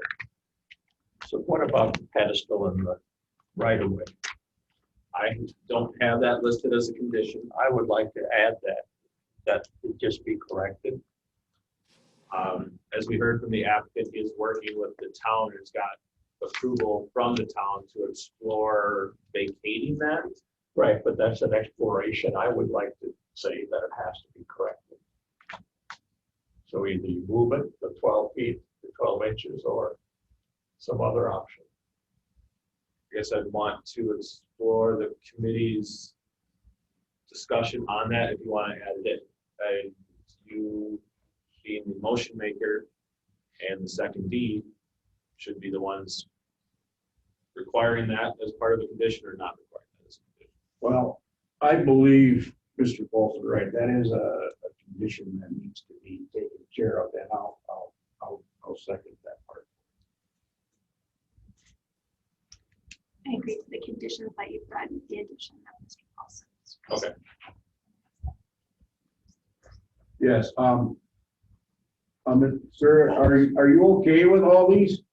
The only question I have with regards to the Edgewater situation is, what is the time frame that needs to be corrected? Only reason I ask is trying to get an electrician in a reasonable amount of time these days to get anything completed. Unfortunately, it's very challenging. Right. And because we're a commercial side of it, I can't necessarily do it myself. So that's one of the reasons why the pedestal had been moved. And the other was that we had been attempting to vacate that property for 18 months. I couldn't get the landlord to agree. Now that Mr. Heel has agreed that he'd do this, and the town of Edgewater is currently working on 3 other ones along that run. Basically what happened in the meeting with Edgewater was they stated Nystrom and Peterson are also vacating theirs along the way. We should get in contact with the DNR and we'll just do all 3 of them all at once. Unfortunately, they haven't given me a time. The only rule that they had in place was that I have to give them an easement for drainage off of Old Hayes Road to make sure that that's still maintained as drain. And we agreed to that. Both owners agreed that we need to let water get down to the lake and we do that. So the problem is one, I don't have a defined time on how long it takes to get an electrician there. And number 2, I don't have a defined time on how long the vacation process would be. So would that limit me from starting the project based on when those two items are completed? How about 12 months? I could agree with that. I would add that to it. Got it. That's corrected within 12 months. You can also add no later than 12 months to encourage action Yep. as soon as Sure, possible. no later. Yeah, either has No to, later. either has to remove / relocate the pedestal or have basically ownership of the land. The town right of way is gone. I have electrical pedestal to be relocated out of the town right of way within not to, what was your language? Not to exceed. Not to or no exceed. later than 12 months. And I think you can add to that too, No later than 12 months. unless there is, a demonstrated effort. So again, using the electrician example, I understand that vacation right of ways can take a really long time. So, if you have reasons and justification that you can demonstrate, you give this effort, if you're moving forward with that, then, I would think if we showed reasonable effort, I would hope that the zoning commission. would say, Right. Hey, by the way, we had 3 meetings, we had 2 of these, and somebody's out measuring this, and they're gonna take an extra period of time. Right. There would be some understanding with regards to that. So we just need demonstrated good faith effort, demonstrated, yeah, and that would be to exceed the. not hearsay. Mr. Becker, you have any comments you would like to add? Actually, yeah, I've got a few comments. The first is I do have issue with the condition of requiring a fence along that whole northern border and along the western edge. I mean, the applicant mentioned, that he could put a portion of a fence up, for some screening purposes, but to require it as a condition, several hundred feet of fencing. I don't know if I agree with that. For one, I mean, what kind of fencing are you talking about? An 8-foot privacy fence or screening, which is now going to affect, wildlife trying to move freely through that area. I just don't know if that's a requirement in addition to the 50-foot of trees along the whole border. So I do have issue with that. As far as the other claims we heard in opposition, though, they were unsubstantiated claims. I think the applicant and the administrator have done their due diligence, and they didn't find any information that supported those claims.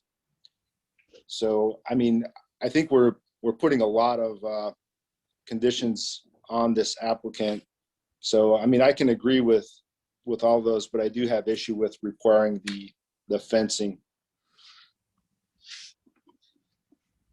Is that it, Mr. Becker? Well, I will say about the deck too, if I could just get clarification, you said that since it's non-conforming, the decks have to be no closer than 75 feet from the property lines, but does that mean they can still have the full 240 square foot size? Yes. Okay, that's great. I agree with that because I mean, if I remember right, the intent of that ordinance change was to allow, these campers to have larger decks. That was the whole impetus for the whole change anyway. So I don't think that we should be restricting those deck sizes as long as they conform to that 75-foot. That's all I have. Thank you. And since we're in discussion, we heard from Mr. Wallace before that, he said, maybe that property line by Glasses, might be like 60 feet in width there. Looking at the maps, and again, I'm just scaling this off real quick and not going into other software programs. It's around 150 feet. That northern line here, the one that borders Glass. Now, we do have the condition in there that, that if a building is placed there, that fencing around the entire length of that northern line. I would agree with Jesse that is a pretty significant amount of fencing that most likely would restrict wildlife movement through there. I think we should probably address that a little bit more in detail. What wildlife do we have in the campground? Oh, I'm sure there's plenty of deer that move through that area. It's in the woods, you have tons of wildlife, it's another Wisconsin. And the property just to the east of here is all DNR lands. So, But if he puts a building, my understanding was that he just had to, if the building was there, then the fencing would just be the additional. right, but even if the building's 50 feet long, that's still 50 feet of fence off of both sides to encompass the entire length of that northern property line. If we want to keep that, we certainly can, but that's now 150-foot blockage that nothing's going to be able to travel. I agree with Mr. Vetcher too. Yes, sir, you can speak. One other item that I think the community would want to consider, that if I have to keep 50 feet on the property of Richard's property, wouldn't 50 feet of trees would then take the 150 and I'll make it 100 if I put, and I have to have the 20-foot buffer of trees that's already there. If I put a building there, it might only be 20 feet of fencing on one side and 25 or 30 feet of fencing on the other side. I mean, I want to be reasonable about this, but at the same point, I agree that 150 feet of fence, why would I put a fence through the woods when there's already 50 feet of buffer there? Because the Glass family would also get the benefit of the 50 feet of buffer that I have to Richard's property. Yeah. So what does that mean? So can we remove that from the conditions? All the fencing? Maybe just put proportionately with the trees. I don't. So what's the answer, I guess? So we do already have the condition, if you look at the screen, we already have the condition that this area right here and this area right here is to have 50 foot of trees. Now, Whose property is this that? is Richard Dupless. Okay, right, Glass is the one a little bit further to the north here. right. So let's say, I mean, these campsites is where you initially have, those have been relocated further down, and he would potentially use this area, basically where the campsites are, as to, you know, have a building. If there already has to be 50 feet of trees here, I would agree. Why would you need additional fencing here? There's already trees here. You're having to remove trees to put fence in. So I would state that, you know, that the fencing be on the east side of the building to the property line. Could we amend that to say fencing or trees? So that it's one or the other. So if you wanted to do trees all the way around instead of fencing, that would be better for the environment. Sure. So could we amend that to say trees or fencing? So that's an option. I agree, that's good. Thank you. So either fencing or trees to a depth of a 50-foot buffer zone. But a fence is not going to be, yeah. Correct.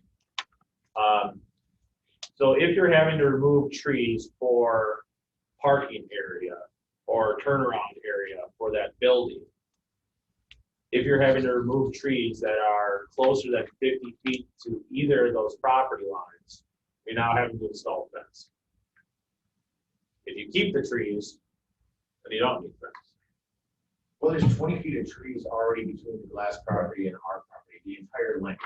Right. So from the corner, there's 20 feet all the way up to when you get to Dreyfus, and then it becomes easily 50 feet at that point in time. Yeah, well, let's say you have a 60-foot wide building. Yep. And you want to clear out 100 feet there because you don't want trees falling on the building. Well, now you're having to extend fence 20 feet on either side of that because you've cleared out trees that are closer than 50 feet to the property. So what I'm proposing is make it one, like an option. Either you have, But the building's already there. Trees. Right, then like, how can I plant 50 feet of trees when we have a building? no, correct. So just an Minus option the in the building. buffer. Gotcha. Yep. And I think I can memorialize that if you're willing to agree with that, if this committee makes that as part of the condition. I'm willing to plant trees back there to help block the view, so when they look out the door, they see trees in the building and, you know, our driveway coming out of it. I'm fine with that. I want to be reasonable about the fence, and I agree with the point that why knock down all the trees to put up a fence when Right, trees and are I- probably the best thing to be there. I think the trees would be a lot better than a fence. And that way the wildlife can still go back and forth to whatever you got. Yeah. Whatever you have. Raccoons. Can I ask one clarifying piece of that? If the trees are already missing from the area, do I have to replace those trees? Those trees were gone long before me. Right, so again, if you put the building there, the 20 feet from the property line. Yep. We wouldn't require trees or fencing for the width of the building, but once you get outside the width of the building, if there are no trees and they're 20 feet from the property line, now you're gonna do a fence there. But if you get further around either side of the building and the trees do come back to 50 feet from the property line, well, then you don't need fence in that location. So once you get your building, Jay will come and tell you whether you need trees or a fence. I think that would be helpful. I want to be, I'm trying to be amenable to the glass thing. I understand the concern. So by moving the sites and putting that piece in there, I mean, Well, can't we say something like as agreed with the zoning administrator? sure. That's your discretion. The other question is, now that we're talking about a building, not to get into the legal weeds and stuff, and I'm not here to capitalize your guys' time, but is there gonna be a requirement that I have to build that building within a certain period of time in order to put the two campsites in? You want something to say, Rebecca? Yeah, I think I sense some concern that, the memorialization of these conditions, really match what it is the committee's intended is. When your minutes come back next month, that's a great opportunity for you to look at those and say, yep, this is what our intent was, and these look shipshape. So I just wanted to mention that you will have, that's an opportunity for you to make sure everything is memorialized. If we change the minutes, does that also change the CUP? I think so, yeah. Okay. I mean, if you All right. feel that the minutes don't reflect what the decision is here today. Okay. Then I'm Yeah, no okay. pressure. But I'm I was gonna confident say though that something. what Jake has read matches what the intent of the committee is. So my comment really is more to give you a sense of comfort that you will, I don't want to say have another kick at it, but All right. the minutes are always an opportunity for you to review that memorialization. Yeah, one of the concerns was that Mr. Betcher and Ms. Hessel, that 50-foot fence or whatever, so. So we have a motion and a second. Yes, I think, we have a motion by you and a second by Mr. Betcher. Right. Can we reread the fence and tree? So the fence and tree one I have is that that a 50-foot of buffer of trees remain along the northern extent of the campground, where there is not a 50-foot of buffering of trees and or a building place, that a fence would be required. But I thought we said your option, your interpretation. Right, and I have a little map here as well. Right, but I'm just saying we should probably say. Sure. That At the zoning administrator's discretion. There you go. All right, we have a motion and a second on the floor to approve CUP number 21-003. Is there any more discussion? Mr. Betcher, you have any more? Nothing else. Okay. If none, roll call, Kathy? Jesse Betcher, Yes. Tweet Schuman, No. Stacy Hessel, Yes. Ron Buckles, Yes. Bruce Paulson. Yes. Thank you. And before we let the applicant go, what wildlife do you have in the area? Bear, deer? Okay, that's all I need. Thank you. Bear come through the camera all the time, and people, Bear Life Campgrounds. boy. Do you mean by findings of facts? I do, yeah. Findings of facts, it would not be damaging to the rights or of others or property values, and it would not destroy prime agricultural lands. Thank you. All right. Yes. Yes, well, let's do 10 minutes. We've got a long walk. Okay, well, I'm gonna amble out. We're gonna get back and go order here. Nice stuff here.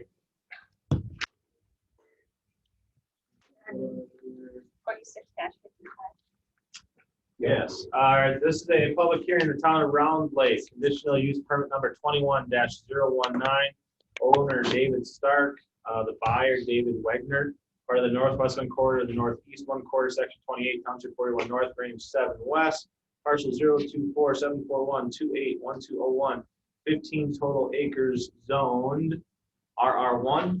Permit is desired for a 40 by 48 accessory building on vacant property for section 4.26, parent 1 of the Sawyer County zoning ordinance.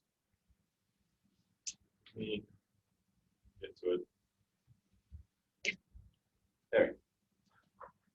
All right, so as section 4.26, parent 1, it is allowed by conditional use permit with mandatory conditions that the construction of the accessory building on vacant property be only allowed by conditional use and town and zoning committee approval. Granting the conditional use permit will require within 3 years for a principal dwelling land use permit to be applied for, and that the principal dwelling be built within that permit timeframe on the same parcel. Failure to build principal dwelling will result in a citation in order of removal of the accessory structure. This property was recently sold to the Wagners. Initially, the application was submitted under the previous owner, and he signed the application, but just as of recently, July 1, 2021, the Wagners, who listed as the agent, have purchased and gone through the transaction of the property.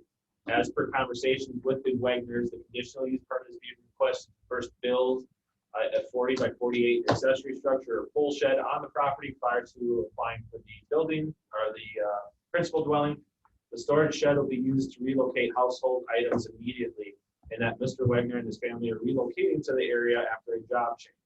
Also, in conversations with the current owner, they will be building a new house on the property as soon as they finalize the house plans, find an available contractor, and hopefully that construction materials come down a little bit. The proposed storage shed is to meet all other county zoning setback requirements, including no habitable living or sleeping area within the shed. This property already does have a valid sanitary permit and fire number of 11123 Chief River Road. As per the town board,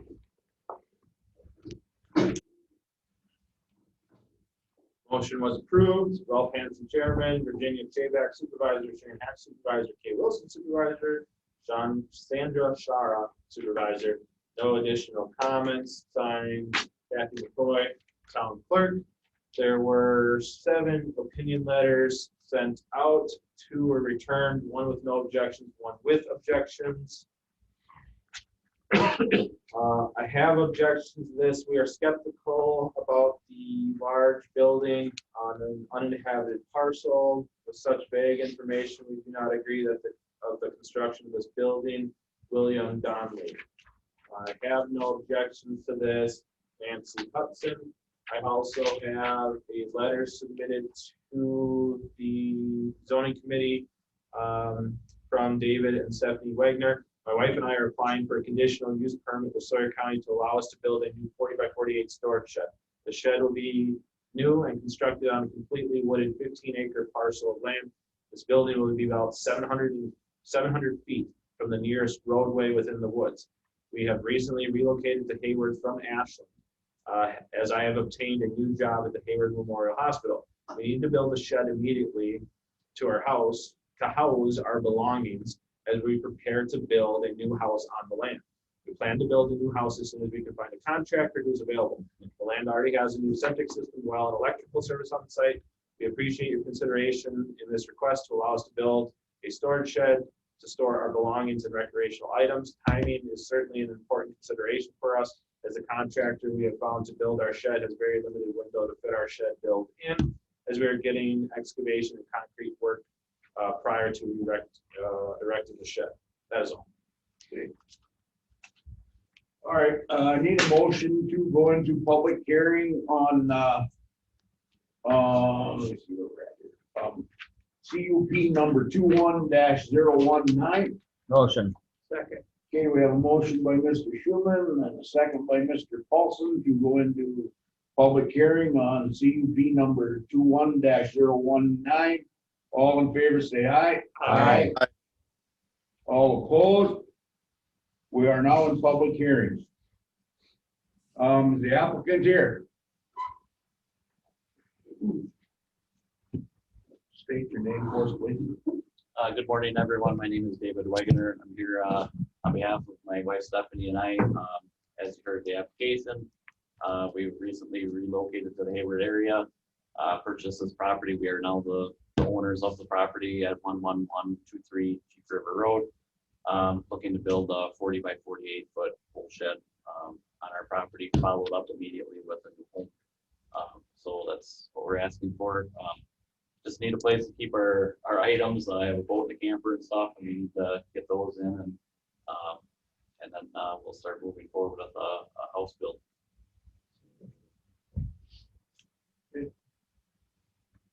Thank you, sir. Thank Is there anyone out there that would like to speak in opposition of this CUP, or, excuse me, I'm going to rephrase that, in favor of this CUP? Is there anyone out there that wants to speak in opposition of this CUP? Okay, if not, need a motion to come out of public hearing on CUP number 21-019. Motion. Second. We have a motion by Mr. Schuman and a second by Mr. Paulson to come out of public hearing on CUP number 21-019. All in favor, say aye. Aye. All opposed? We are out of public hearing. Discussion action on around Lake conditional use permit number 21-019. Current owner David Wegner. Legal description is previously read into record. Permit is desired for a 40 by 48 accessory building on vacant property per section 4.26 parent 1 of the Sawyer County zoning ordinance. The mandatory conditions would be that a land use permit is required and apply for the accessory structure within 1 year of the date of the zoning committee's decision. The land use permit is also required to apply for a principal structure within 3 years of the date of the zoning committee's decision. Failure to apply will result in citation in order for removal. Proposed accessory structure to meet all other Sawyer County zoning ordinance requirements and setbacks, but the size of the proposed pole shed not to exceed 40 by 48. Question. Oh, I'm Go ahead. sorry. Yep. Just, this is just a change in from agent to owner? Is that what we're doing? No, so when the initial application was submitted, David Wegner wasn't the current owner of the property. So the current owner of that property had signed the application and he was wanting to submit for this. And David Wegner was going to act as the agent. Right. During the time the application was submitted to now, the property has actually changed hands. So it was a weird timing thing. Okay. That I don't think is necessarily a concern. The conditional use permit is still to build an accessory structure on vacant property. So that's new, I mean, relative. I mean, they didn't, the first applicant didn't want to build this pole shed on this property, or he did. The applicant who initially signed for it and the current owner now were talking during that time. They already had an offer to purchase in there. So basically David Wegner went to the current owner at that time Right. to say, I need you to submit for a conditional use Right. permit. I need to get the ball rolling on this. So that owner back in May, when he first submitted for this, wanted to do this for him. Right, but it's the same pole shed, same size. That's all my question is. Thank you. Mr. Chairman, yep, I'll make a motion to approve CUP number 21-019. Second.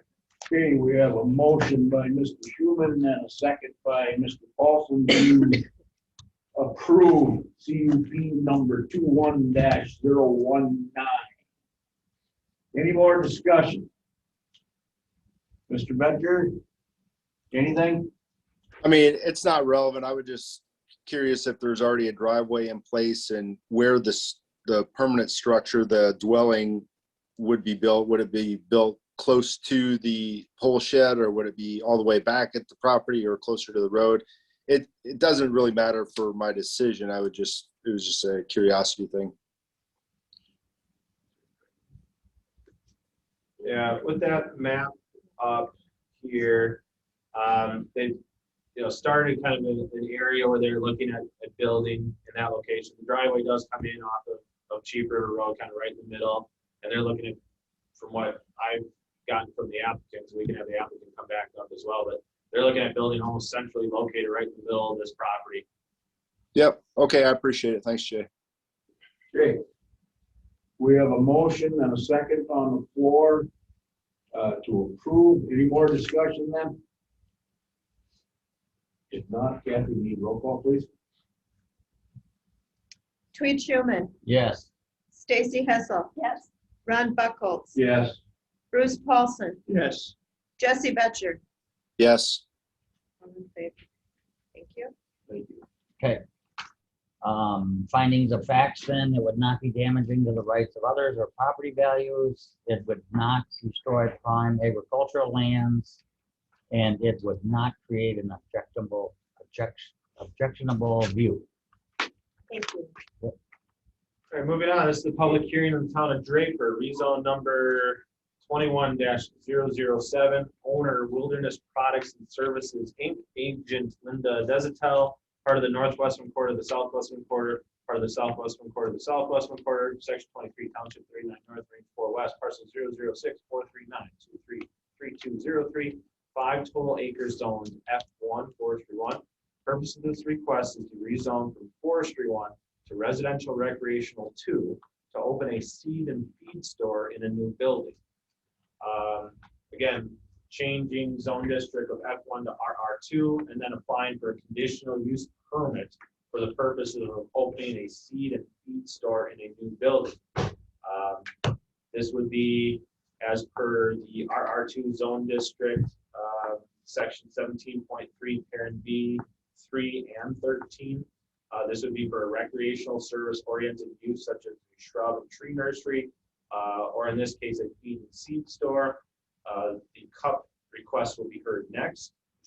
With the attached maps included in this packet, the reason RR2 zone district was chosen would be A, in that a feed and seed store would fall under a CUP category within this zone district, and also that there's existing RR2 zone land immediately adjacent to this parcel on the west side of County Highway N.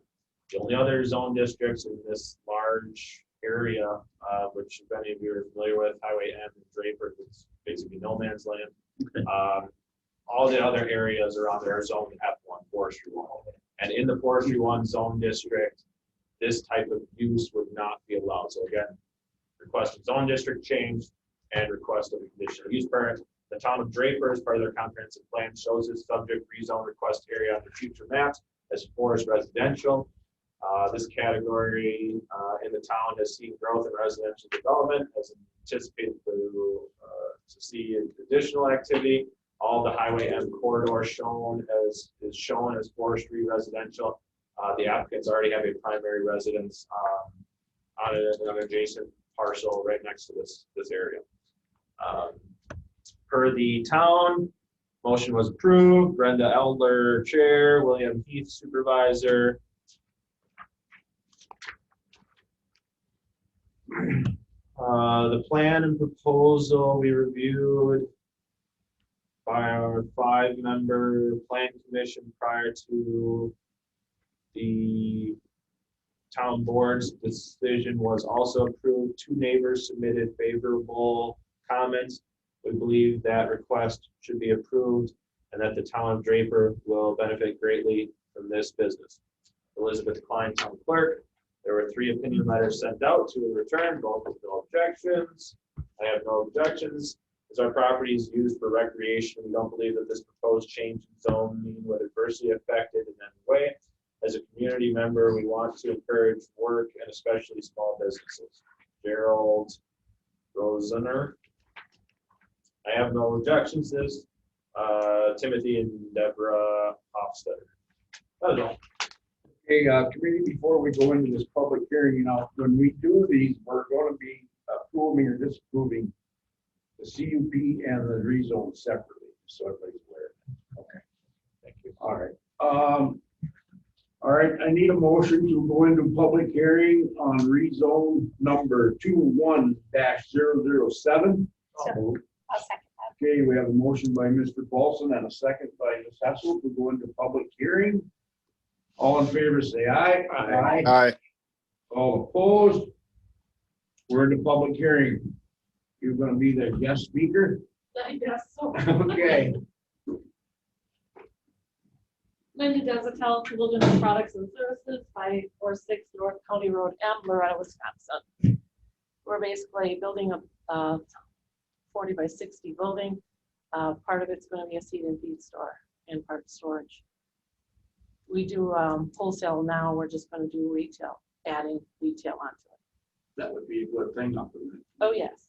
We already do wholesale with the convenience I know stores and so right forth. where you are. Okay. I'm originally from Winter. Okay, well then we're in no man's land. You are. Yes. He was right. So, you guys have any questions? Okay. Jesse, got any questions? No, sir. Okay, thank you. All right, anybody out there want to speak in for this rezone? Anybody out there want to speak in opposition to this rezone? Okay. None. Need a motion to come out of public hearing on rezone number 21-007. Motion. Second. We have a motion by Mr. Schuman and a second by Ms. Hessel to come out of public hearing on rezone number 21-007. All in favor, say aye. Aye. All opposed, we are now out of public hearing. Discussion action on Draper rezone 21-007, owner Wilderness Products and Services, Inc. Legal description is previously read into record. This request is to rezone 5 acre zone forestry 1 F1 to RR2, residential recreational 2, to then apply for a conditional use permit to open a seed and feed store in a new building.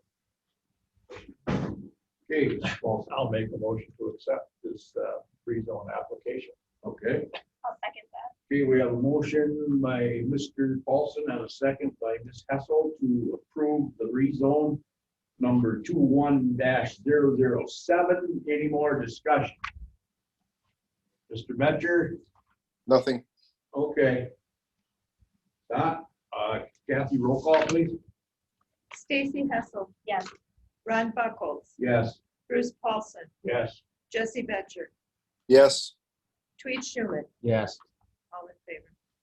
Okay, finding of facts, the would not be damaging to the rights and property values of others, and it would be a good economic addition to this section of the county.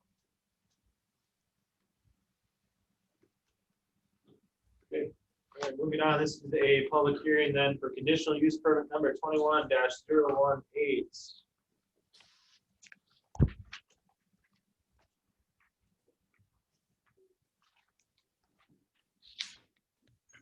Owner Wilderness Products and Services, Inc., agent Linda Destel, part of the Northwestern Quarter, the Southwestern Quarter, and part of the Southwestern Quarter, the Southwestern Quarter, section 23, township 39, north, range 4 west, parcel 006-439-232203, 5 total acres, zone F1.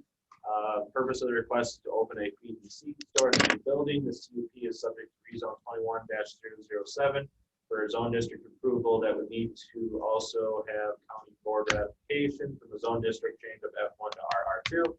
As part of the staff report, this would be a conditional use permit under section 17.3, parent B, parent 3 and 13 of the Sawyer County zoning ordinance. Recreational service oriented uses such as a sports shop or in the general character, in the opinion of the Sawyer County zoning committee as specified in subsection 3, in conjunction with a shrub and tree nursery as specified in subsection 13. The specific request is for a feed and seed shop, which according to myself, the Sawyer County zoning administrator, would be in the same general character or clearly incidental to those other uses that I had just mentioned. So there's not a separate line in our conditional use categories for a feed and seed store, but we do allow for recreational service oriented uses such as sport shops. We also allow for tree and shrub nurseries. Those are all kind of the same use. You know, if we were to list every specific use in the conditional use permit, it'd be 100 pages. Still, that was all in there. Correct. In my opinion, it would. If a conditional use is specified for a recreational service oriented use, such as a sports shop or a bait shop, which sells baiting goods, and then it also allows for a tree and shrub nursery. Well, there's not much disconnect between that and a feed and seed store. Again, initially the application requesting for a feed and seed shop, they approached the zoning office a few months back to see what routes were needed in order for this to take place. At first, it was advised that the applicants, in order to operate the feed and seed shop, would need to rezone a portion of their property, which they blocked out 5 acres of that, and then applying to residential recreational 2, in that there was RR2 area right there. This is the current use of the property is a single-family dwelling with some storage buildings, also selling firewood under permitted use in the F1 zone district under production of forest crop. This is a very rural, very rural part of the county with little to no other dwellings within a half-mile radius. The applicants have already submitted for a land use permit for construction of the new building on the property, but are waiting for final approval to establish the new use on the property. Per the action of the town board, motion is approved, Brenda Adler, chair, William Neal, supervisor, same conditions or comments that were specified for the rezone, side of list of Klein, town clerk. 3 opinion letters sent out, this time only 1 was returned. As our property is used for recreation, we don't believe that this proposed change in or conditional use would adversely affect us in any way. As a community members, we want to encourage work and especially small businesses. Cheryl grows near, that is all. Okay, thank you.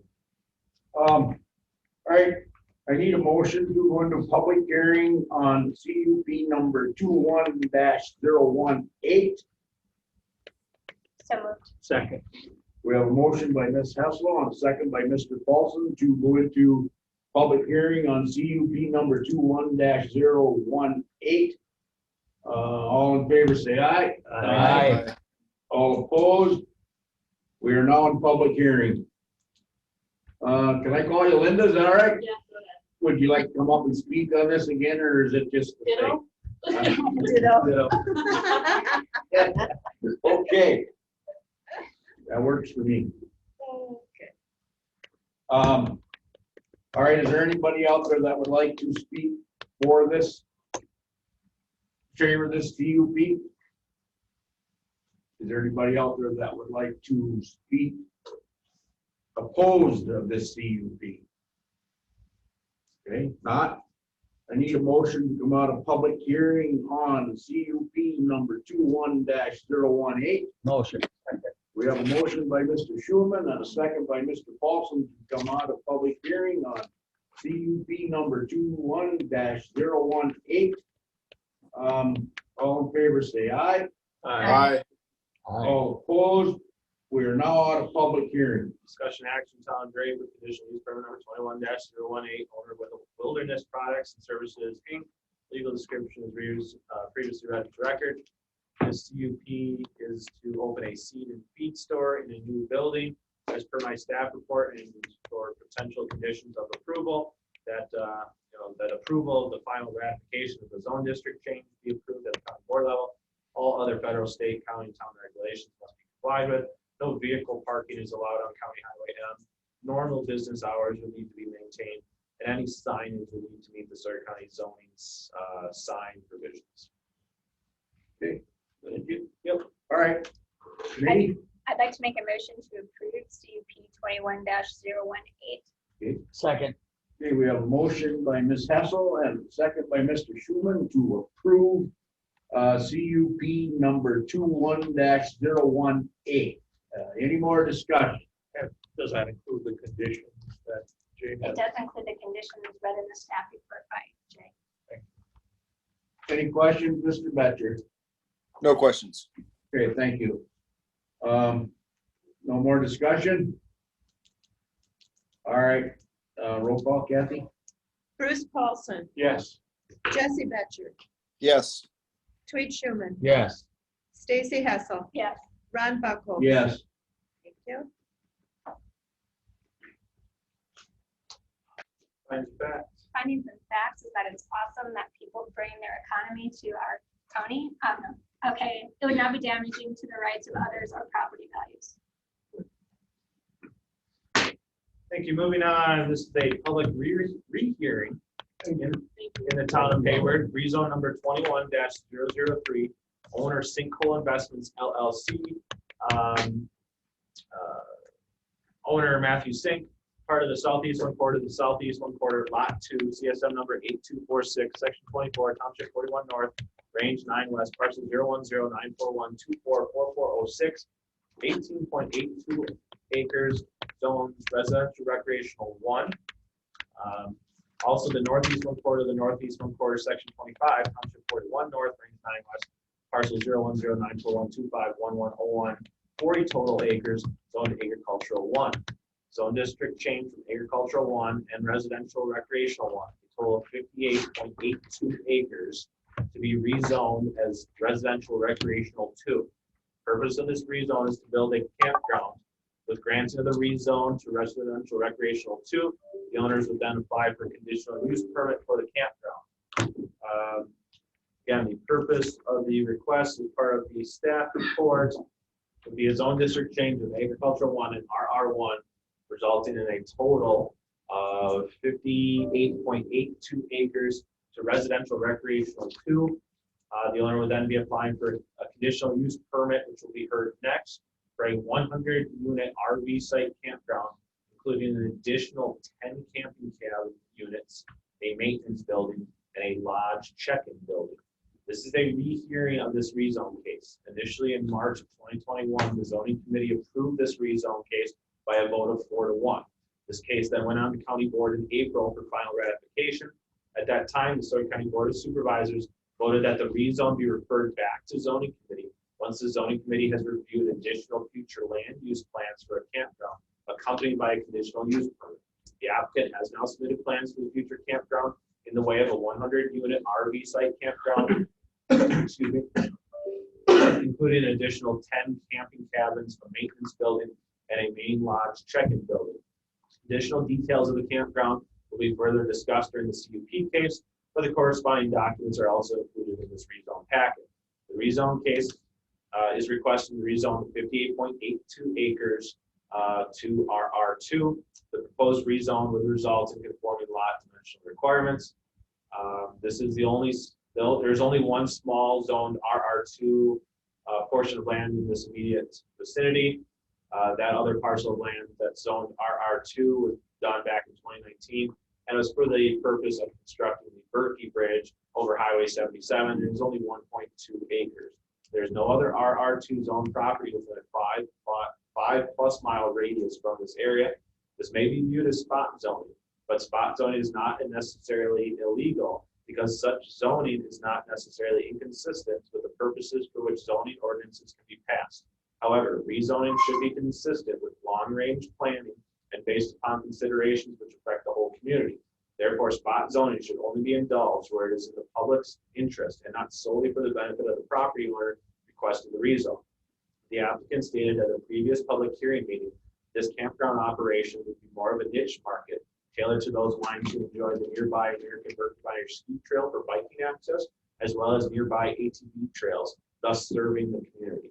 The future land use map of the town of Hayward shows this area as rural preservation, as defined by the town of Hayward's comprehensive plan. RP's primary intent is to protect existing farm and forestry operations from encroaching by incompatible uses and to preserve wildlife habitat and open spaces. In other words, to preserve the rural character of the area.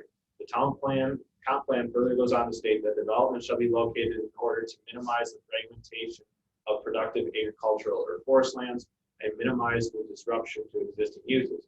However, there are ways to amend the future town land use maps. In conversation with the town of Hayward, the town chairman, they were not inclined to rehear this rezone, and that their initial rezone approval from March 2021 would still hold. There are several other residential structures within this immediate area, specifically to the east, west, and north of the subject property.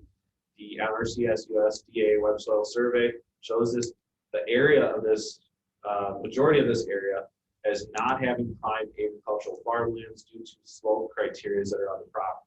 So when we look at the town of Hayward's rural preservation, it goes on to state that it's not to fragmentate productive agricultural or forest lands.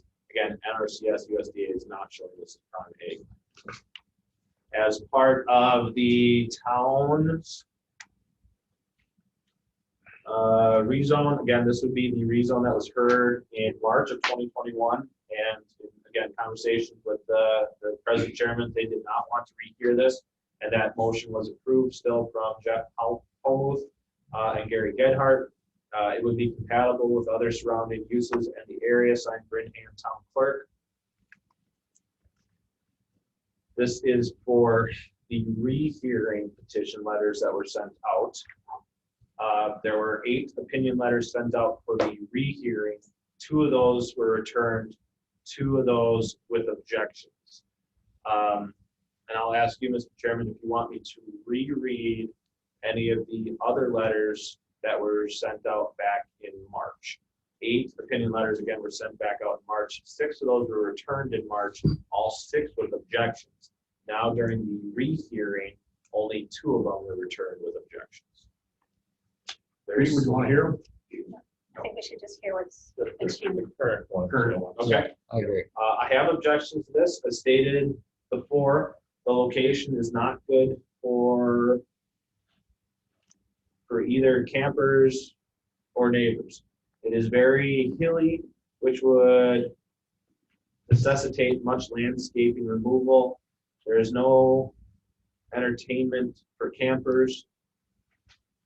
And the highway is very busy with almost no shoulder. The speed of motors coming over the hill is very hazardous to pedestrians and bikers. A campground would make it worse, certainly not an advisable venture. Rosalie Bendis. I have objections to this. We continue to oppose the rezone request. Our reasons were expressed in March of 2021 to the rezoning hearing. We are particularly concerned about a decrease in our property values due to an adjacent 110 unit seasonal campground, Joel and Lana Johnson. Looks like maybe, oh no, that's just, oh, here's the correspondence from their expressed concerns in March. Presently, with the expectation of Sawyer County land zone F1, all of the properties nearby these properties zoned are R1. It is our opinion that rezoning of these properties to RR2 for the purpose of building a campground would be spot zoning. Spot zoning is defined as singling out small parcels of land totally different from surrounding areas for the benefit of the owner of the property and not to the detriment of other owners. The rezoning change requested by Simple Investments LLC to build a campground would be of benefit to them. It would be a deterrent to us by decreasing the value of our property because of being adjacent to a campground. It would create trespassing problems and noise issues. It may also promote illegal ATV and UTV usage along Highway 77 right of way to gain access to the trail located at the top of Bryan Hill. We also have concerns with sharing access of our property to State Highway 77 with a commercial business. That is all. Okay. All right, I need a motion to go on public rehearing of rezone number 21-003. Motion. Second. We have a motion by Mr. Schulman, second by Mr. Paulson to go into public rehearing in rezone number 21-003. All in favor, say aye. Aye. All opposed? We are now in public hearing on rezone number 21-003. Is Mr. St. Clair? Yes, sir. Would you like to speak to the committee, please? Sure.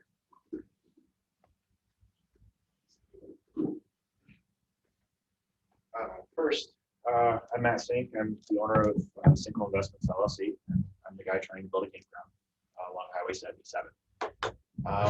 The only thing I'm kind of, should I only talk about the rezone side of it and the anticipation of the conditional use later? Is that probably safer?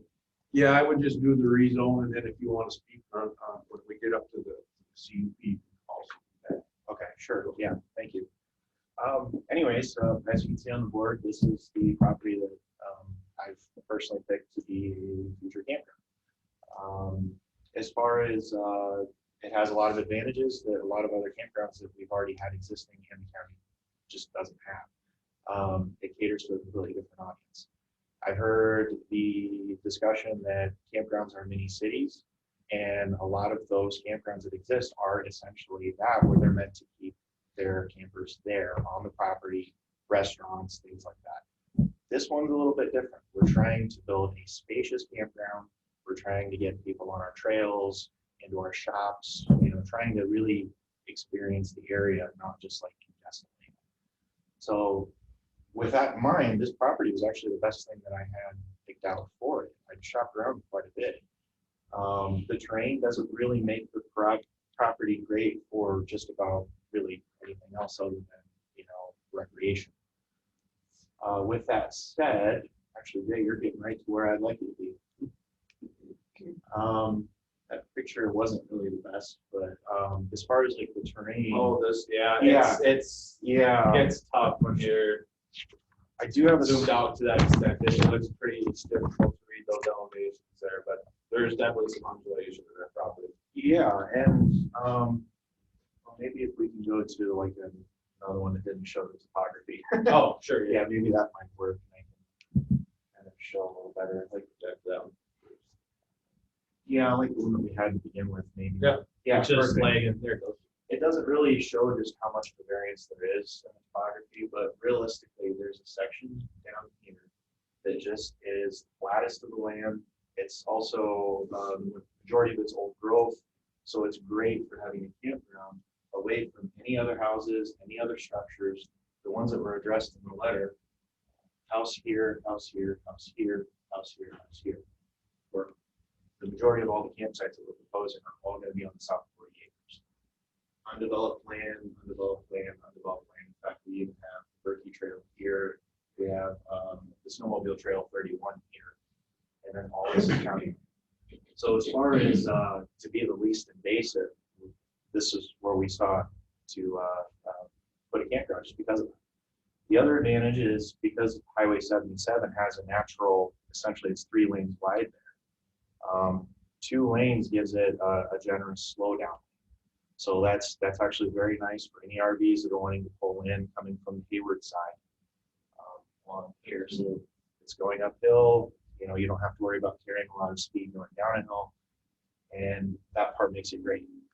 We do have communications back and forth with the DOT because their concern was the existing driveway up here to the northeast corner of the property with sightline issues coming over the hill. So they've actually recommended that we move the driveway about 300 feet to the west, closer to Hayward, and basically accommodate a larger driveway that makes it for, you know, motorhomes, you know, different campers too, for safety. So as far as the rezone, I really like the property for this, and I think it's going to do well. I can talk about the conditional things later if you guys would like. Yeah, we'll wait till we Okay. get to condition. Okay. Okay. And I'm open to questions as far as. I'll just bring up, this is the proposed campground layout here as well. Yeah. I think that'd be very beneficial. Right. Any questions? Not for the rezone. Mr. Betcher, you got any questions? I don't have any questions at this time, though. Mr. Chairman, I had one. Yeah, go So ahead. when you spoke, is it Matt, right? Yes. Matt, when you spoke with the DOT, by moving your driveway 300 feet further west down the hill, they feel that traffic, they don't have a better sight line when they see you, when they crest the hill, and that Yes, sir. It's if there's a big RV making a left-hand turn, then they're stopped in the only lane, correct? Well, If they're gonna correct, turn left. yes, and it would slow anybody coming down the hill, which to me, I'm not an engineer, but I would have thought that having a vehicle coming down a hill would actually make it harder to stop if you're already halfway down the hill. Yeah.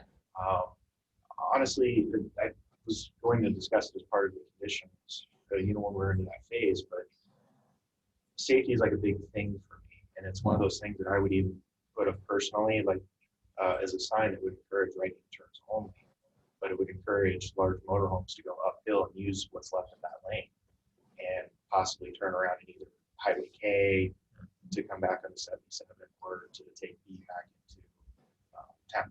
So that's where they're going.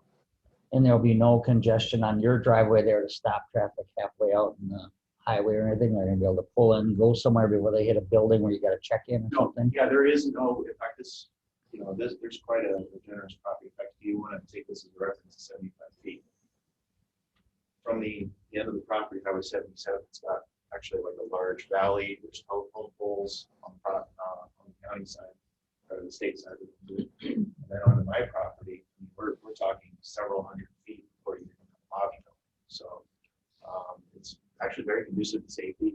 And I'm making a very generous driveway too for width. Like I said, if somebody is coming in. Yeah.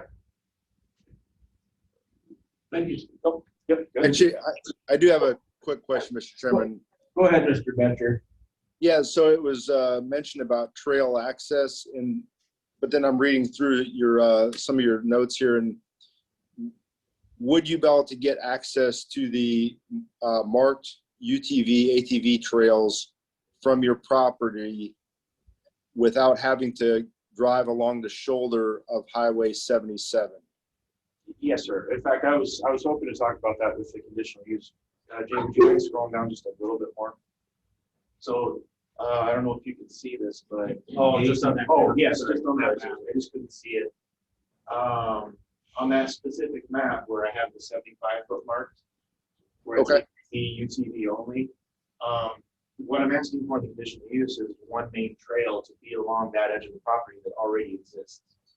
And on county land at the southeast corner of that property, there's already existing physical trails that are there that I've walked myself. That now with some of the clearing that's existed on the county land, I have a perfectly good walking path to go to Trail 31. Thank you. No, it's wide enough for ATVs. No, I understand, but the, we can talk about this before. I thought the county forester and the ATVs are using it, it's illegal because there's no easement granted to that property. Yes, and that's part of what I'll eventually ask for. Right, no, I'll have some more comments about that later. Sure. I don't want to take up the zoning. No, that's all right. So essentially, the goal is to not have any kind of, safety or legal intrusions with people trying to drive along Highway 77 with ETVs. Mr. Becker, did you hear that? Yep, I appreciate it. Thank you. That's all I had. Okay, thank you. Thank you. All right, is there anybody out there that wants to speak in favor of this rezone number 21003? State your name, please. Yep, my name's Stefan. I live on 14097 Highway 77, just a mile up the road from the proposed campground. I believe the campground will improve and benefit the public's accessibility to our wonderful trail systems. And I'm a big fan of our trail systems here, and I'm a big proponent of it. So that's all I got. Thanks. Thank you. Thank you. Anyone else want to speak in favor of it? Anyone want to speak in opposition of it? I have one individual that he spoke at a different meeting, and I'm sure he had something else to get to. Brian Hansen, I wish to speak in opposition to the application. Site distance of approach poses traffic risk with trucks, RVs, and campers pulling in and out. The approach is on a hill, and there are blind spots going east and west to east. I asked to own property and have personal experience with it. I used to own property around there and have personal experience with it. He spoke at the beginning. Yeah. That's a good thing you did. Yeah. But I do want to read that. into Yeah, we read it in the record. So that's good. So, okay. Is there anybody else that wants to speak in opposition? If not, I need a motion to come out of public hearing, rehearing of rezone number 21-003. I'll make that motion, Mr. Chairman. I'll second it. We have a motion by Mr. Paulson, a second by Ms. Hessel, to come out of public rehearing on rezone number 21-003. All in favor, say aye. Aye. All opposed, motion carried. This discussion action for the rehearing of the town of Hayward rezone number 21-003, owner Sinkhole Investments LLC, owner operator Matthew Sink. Legal description was previously read into record. This rezone case is to rezone 40 acres of agricultural 1 and an additional 18.82 acres of RR1 for the request to rezone a total of 58.82 acres to residential recreational 2 for the purpose of the rezone to build a campground. With granting of the rezone to RR2, the owner would then apply for conditional use permit for the campground. Okay. All right, committee. Turn it over to you. Well, I'll move to approve the rezone. I mean, I was originally against the rezone primarily because we didn't have the CUP application. So. I'll second that. Mr. Venturby. Okay. All right, we have a motion and a second on the floor to approve the rehearing rezone number 21-003. Any more discussion? Yeah, I would like to just make a comment if I could, Mr. Chairman. Yes, you can, Mr. Pastor. Yeah, so I mean, I live out on 77 and I don't think there's as much traffic on that road as there is on like County Road B, for instance. But I mean, this could pose, my main concern is that there could be a traffic, hazard potentially. But I think there's other areas along that road that are probably, need to be addressed beforehand, maybe by Public Works at some point. So I don't think that should be the determining factor in this. I'm happy to see more campgrounds in the area. There's I think a shortage of them with the amount of tourists, and more people are looking for campgrounds, especially those that are not crowded. He's proposing 100 units on 40 acres. That's that's about 2.5 campgrounds per acre or something like that. So not very dense. So I think it's a great idea. Okay. I'd also like to piggyback that, saying that this aligns with our economic development. And this is our pattern. We want to bring new businesses to our county. So this is definitely in alignment with that.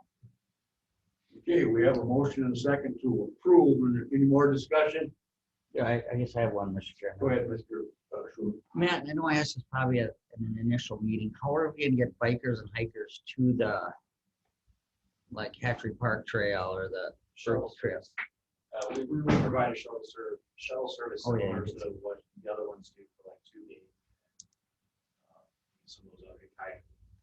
Would you have access at all to the Berkey Bridge? As far as I know, no, I haven't requested that. I mean, there is a physical trail, but Right. No, my intent is to go right to Country Creek. So. Which will help the parking there if you do as shuttle, because that's horrible parking. Yeah. Thank you. Okay. No more discussion? Okay, Kathy, roll call. Jesse Betcher, Yes. Tweet Schuman, Yes. Stacy Hessel, Yes. Ron Buckholz. Yes. Bruce Paulson. Yes. Thank you. All in favor? Finding of facts, it would not destroy prime agricultural land and presumably would be good for the economy. Thank you.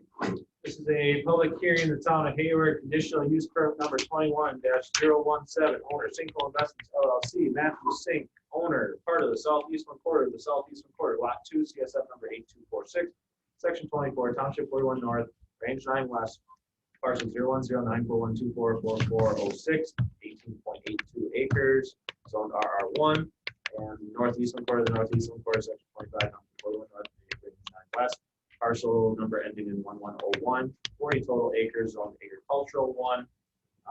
Permit is desired to develop and operate a seasonal RV and small camping cabin campground tailored to weekend tourists looking to explore Hayward area biking, hiking, ATV, UTV trails in a fully wooded setting. This CUP is subject to rezone number 21-003 from RR1 and A1 to RR2.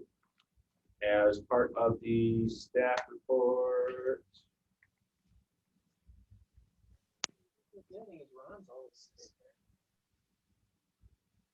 Getting there. Fine.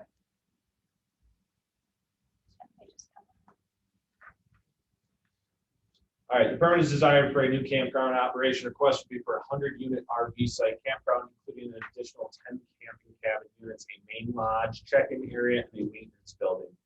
The rezone case, which we just heard, has a recommendation of approval from this committee to move it forward to county board.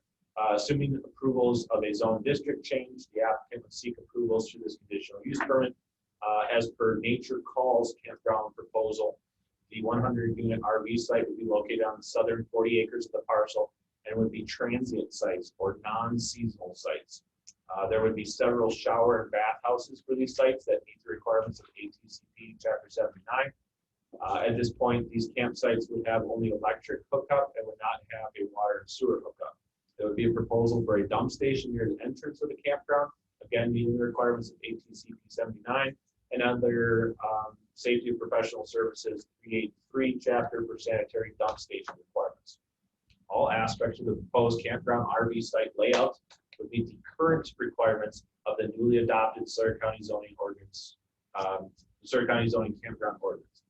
The applicant has also stated that he has looked at the topography of the overall site and has mirrored the roads and site layouts that fit within the elevation that exist on the property with minimal excavation.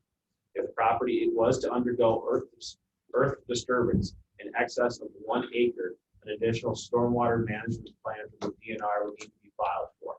The proposed 10 camping cabins would be located on the 18.82 acre portion of the property and would also meet the requirements of the newly adopted Sawyer County zoning ordinance campground ordinance.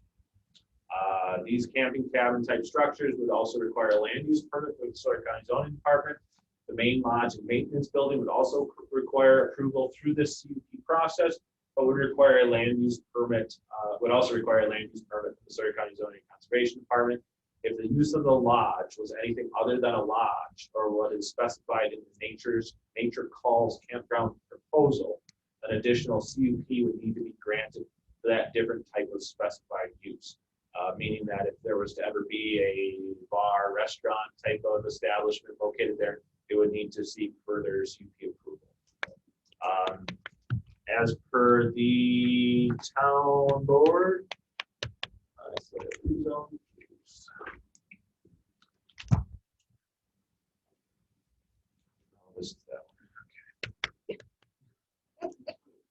the town has quite a bit of conditions. As per the town board, motion is approved. Gary Gedhardt and Andrea Whitwer. There's attached 20 conditions to this, signed Brenham Town Clerk. Town of Hayward conditions of CUP 21-017. Approval of the following conditions is listed for CUP 21-017 is required to accompany approval of the previously submitted rezone number 21-003.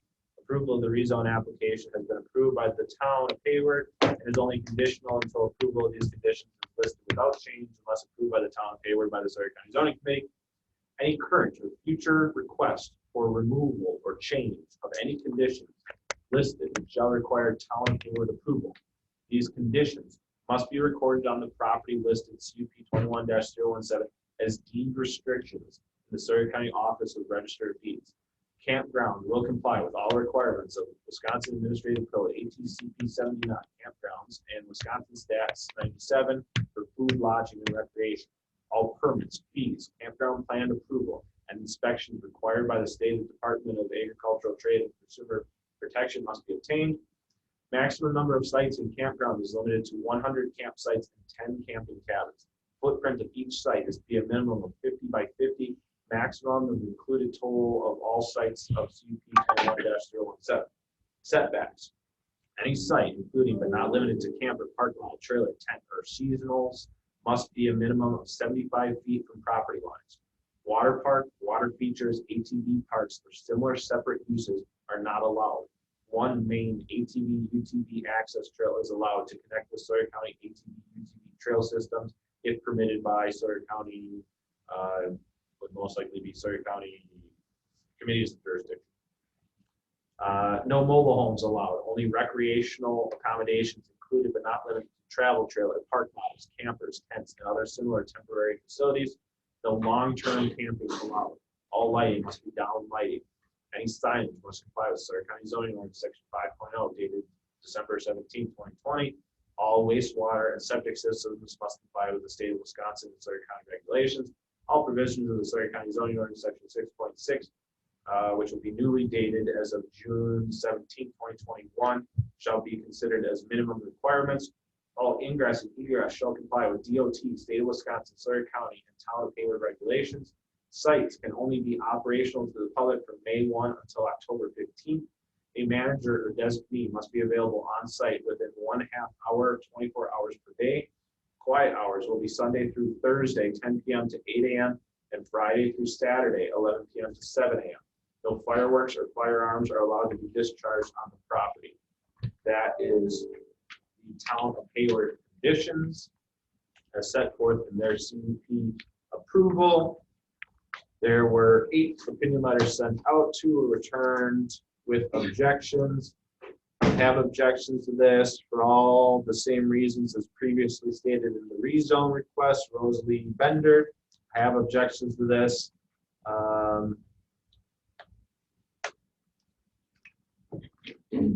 If the rezone is approved, we are in agreement with the attached draft, which will be submitted to the town of Hayward at their July 12, 2021 Plan Commission meeting. Joel Johnson, Lena Johnson. So if the rezone was approved, they are in agreement with the attached draft. And they submitted that, including the conditions as set forth in the town of Hayward. That is all. Okay. All right. I need a motion to go into public hearing on CUP number 21-017. Also moved. Second. We have a motion by Mr. Paulson and a second by Mr. Schulman to go into public hearing on CUP number 21-017.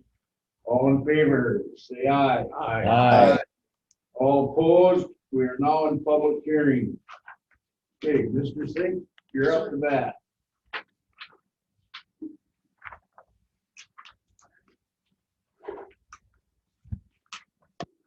Again, I'm Sink, Simple Investments. We're to the conditional use stage, so I request that you have that map back up when you get them on. So while we're getting the map up, Sure. the map applies with the June of 21 new ordinance we approved, correct? Yes, it does. Okay, thank you. This, You want this map or do you want the campground? Oh, a campground map, I suppose I wasn't specific.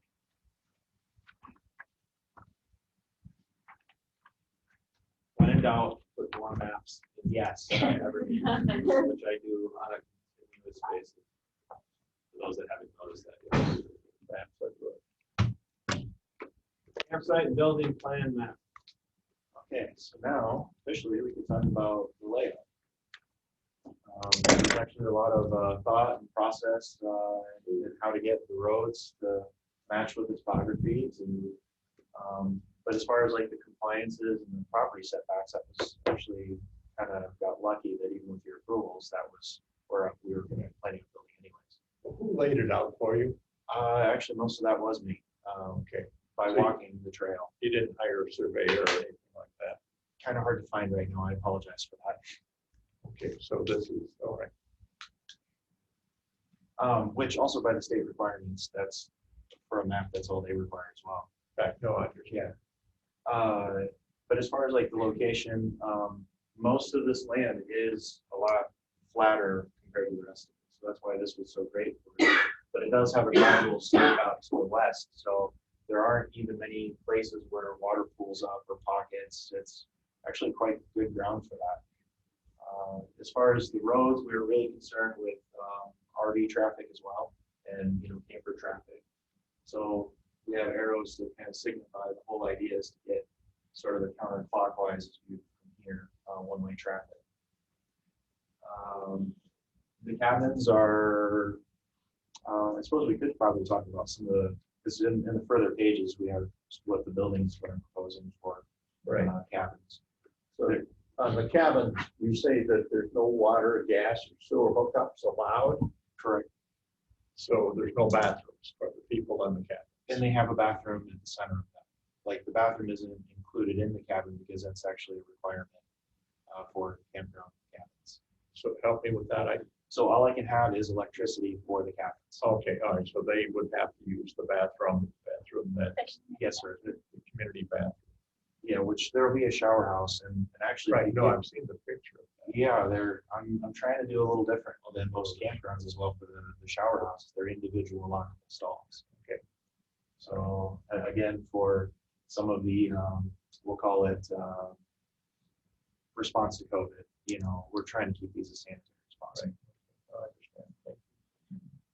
And there will be 3 of those on the property, and they'll all be within the 400-foot requirement for each site within walking distance. So I have a couple questions on the building in New Hayward area campground, your kind of rules. Oh, as far as campground rules? Yeah. Yes. The one that says other services to support our guests, can you expand on the hiking and cycling trails? And then not just registered guests, which are the back part of that section. You're at, I the got it up on the 1, 2, screen. 3, 4. Oh, there we go. Bottom. Yes. Those are things that we were hoping to do in the future. So, of course, things that, because certain things we'd have to apply for conditional uses. Okay, so that's just future planning. It is. Okay, That's correct. for access to the county trails, the forester tells me they would require that you make this a trailhead. I believe so, yes. And then that would mean you would have to have adequate parking to feed your trailhead. Let's say like 6 spots to handle vehicle and trailer. And that's something that you'd be willing to do. In fact, it's already cleared. We, as far as physically on the property, that northeast corner is already cleared for trees and has parking space. So it's already there? Yes, sir. And it's gravel or blacktop parking? Gravel, yes. A previous owner was looking at developing these for residential, a couple of residential lots. There had been some clearing done by the previous owner. Okay, so then you're committing to make it a trailhead or not? I am, yes. Okay, thank you. Then the 1/3 from the bottom, can you expand on the parking for, I guess, the parking part problems, unless I haven't read it correctly? Okay, no, I think you covered that with the easement. Thank you. Yes.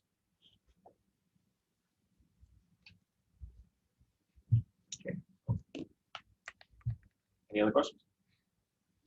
Okay, I guess I have one question, Yeah. if I may. Yeah, For the one that Bruce had brought up there before, as far as, and not just for guests of the campground, Right. not just registered guests. So I guess is your intent with the kind of hiking and biking, is that this lodge would also service as like a, an area where a non-campground guest could go and rent bikes from you, and you would shuttle them, or bring your own bike and you would shuttle them to Hatchery? Yes, sir.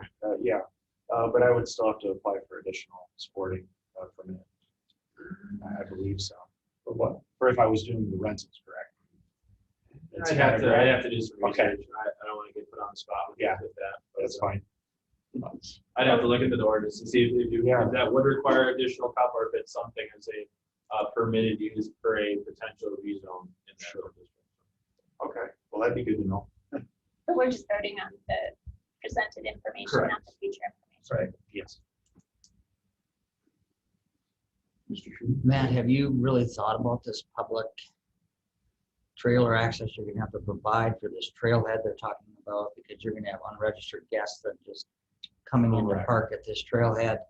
They might wanna use your bathroom facilities, they might wanna, you're aware of all that could take place? I am, and in fact, that's also part of what I'm kind of seeing is, we'll say, is a small price to pay if I can get some of that easement for the ATV trail, just to be very transparent.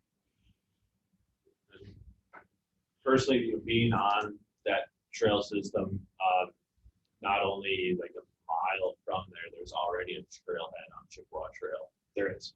So whether or not they see a lot of overflow coming to this one, yet to be determined. Right. Yeah. But it might take some of that traffic away from Chippewa Trail Road too, if they find this easier to get to. Correct. So, I see. yeah. Any more? Well, sorry, I was making sure we were done. Yes, like what was talked earlier, we're, taking a lot of effort into making sure that the roads and the access are, as safe as we can possibly do. But pretty much that's the gist of it, unless anybody has any further questions. So, Yeah, I have, hey, Matt? Yes, sir. Yeah, in your slides, you said you have a picture of those cabins and you said that they are available or for sale at now Northwoods Outdoors there in town. Yes. Does that mean that you're going to pursue purchasing from that business, that local business? It actually is, and I have quotes from them as well. They've just kind of expired. at the moment, so. But yeah. Okay. And I don't know if you would know this or not, but I'm just gonna ask. I hear a lot of comments about property values, how they're, people are concerned if they're gonna go down if they're adjacent to a campground or RV park. And I'm looking online and trying to find, verification of that, and I really can't. Have you done any research and to confirm or deny those claims that it's gonna affect the property values nearby? I have. I'd have to actually look at my emails. I've been with basically, I forgot the name off the top of my head. I'm sorry for that. But with the head of basically the state with their vacationing and their marketing, they were making discussions about that, and there's no proof of that whatsoever. Okay. Quite I frankly, couldn't find any. I'm not trying to put you on the spot. I just was wondering if you found something that I couldn't find. well, the one official thing is, honestly, if there were more properties around me that were for sale, I would be interested in them, honestly, down the road. I mean, having access to the Berkey would be a fantastic, benefit to me, honestly. So, let alone the snowmobile trail to the south. So would you be willing at this time to apply for an easement from the county forest for the county forest trail? Absolutely. Okay, so then there'd be no problem if you made that a condition. No problem at all.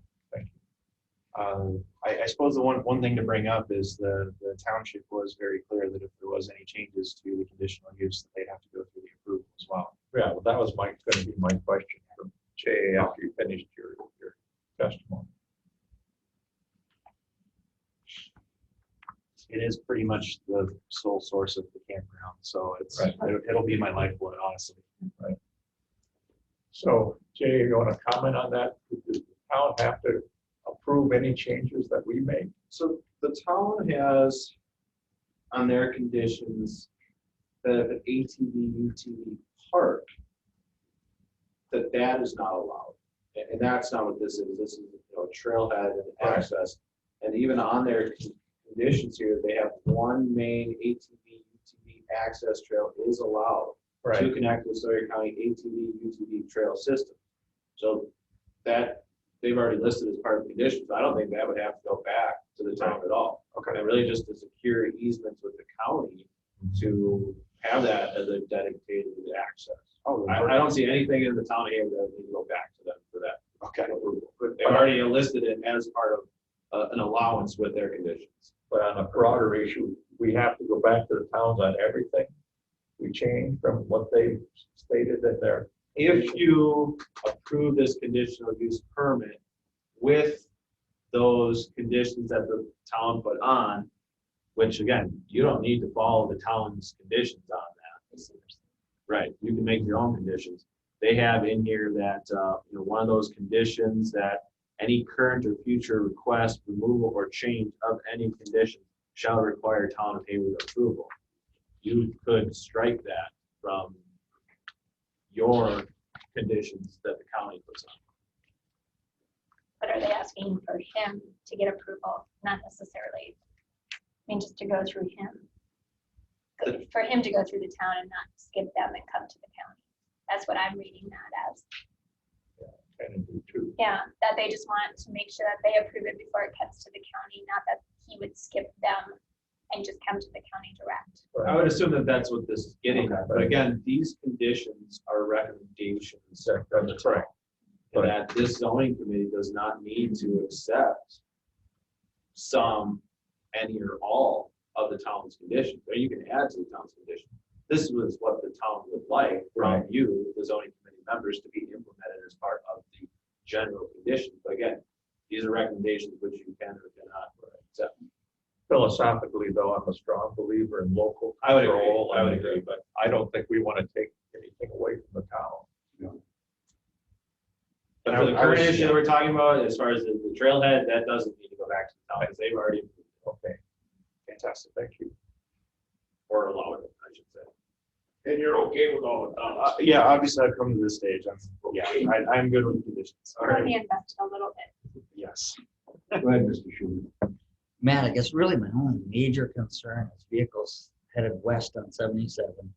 Big RVs trying to make that left-hand turn into your driveway. And there's nowhere for anybody to go behind it. You know what I mean? I I completely don't, agree with you. if they're headed east and coming up that hill, you've got a turn lane, slower traffic lane, that would be perfect. That is all really, other than that, it's a perfect idea. Perfect place for a campground like that. You can't even see it from the highway. That's the only concern I have, you know? Would essentially, like, is that appropriate for me to have signage to not necessarily require, but to suggest right turns only? To allow them to turn around using. Sure, it's your Gate? private property, as long as Yeah. that sign is placed out of the right of way and it's, you know, facing into the campground. You as the owner of the property and operator of the campground can certainly, request that. Now, whether or not the county or DOT would mandate that, I don't know. As far as turning around on Highway K, I don't think there's really kind of anywhere. There's not, I mean, you would have to theoretically go to Highway K to Highway B to back into town. Correct. Yeah. Because honestly, I'm in support of the safety end of it too, and that was really the one. Unless you did a Bryan Hill to Peninsula back to 77. That could be the way, but still, even The that town might have corner. issues with you running campers down those town roads. Well, in that corner of Peninsula too, I mean, we see Butterfield pulling out all the time, so It's I know true. that's a I've handicap. had to jam on the brakes for them Yeah. all the time. And Peninsula is heavily used right There's there. no safe road when it's tourist season, you know No. that, so. I know, well, I live on Peninsula, so on that part, so. Yeah. I do have one question. And you said you've been in contact with the DOT? Yeah. I guess what are those Uh, discussions that are occurring? Because they so- said they're wishing you to move or requiring you to move? Because that Yeah, was one of right. the conditions that the town had put in here as well. Yes. That, and to, you know, satisfy some of your issues as well, that all ingress, egress shall comply with DOT, state of Wisconsin, the Sawyer County Highway Commissioner and Town of Hayward regulations. Now, I don't think the Town of Hayward's gonna have any input on the Highway 77 access. The county highway department might have a little, but really on a state highway, that would really all fall on DOT. Yeah, and that's actually who we reached out to.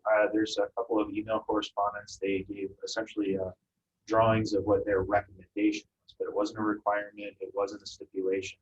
It was strictly a recommendation that it be moved 300 feet over and also allow more distance for larger vehicles. You could probably even ask them about signage, Absolutely. for that, and they would probably give you the answer.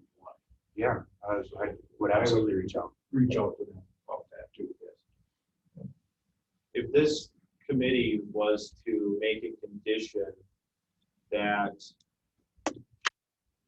you take the DOT's recommendation for the relocation of that driveway, would you be acceptable to that? Absolutely.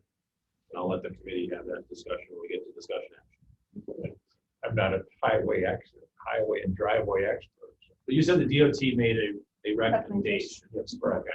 But they haven't issued a permit, right? No, So correct. they might say, in order to get the permit, you comply with our recommendation. Yeah, whether or not that committee, this Yeah. committee wants to get into that, or if you want to leave it on to DOT and say, get the DOT permit, you're good by us. If the DOT says we're not giving you the permit because we're recommending mandatory Right. recommendation that you move it. Yeah. Yeah. If something wants to. No, I was just gonna say that if the DOT does, recommend or mandate, if they require you to move an access point, have an access point, that decision was superseded. Right. Sure, right. We could put all the conditions. Exactly. Okay. Well, that's good to know too. Yeah. But I think your map did show, you did move your driveway down, right? And Yes, the sir. map you showed, yeah. Yeah, and in fact, it actually kind of benefits me, as silly as it is, for how the parking lot would be laid out. So it encourages people to actually drive past the lobby first. So.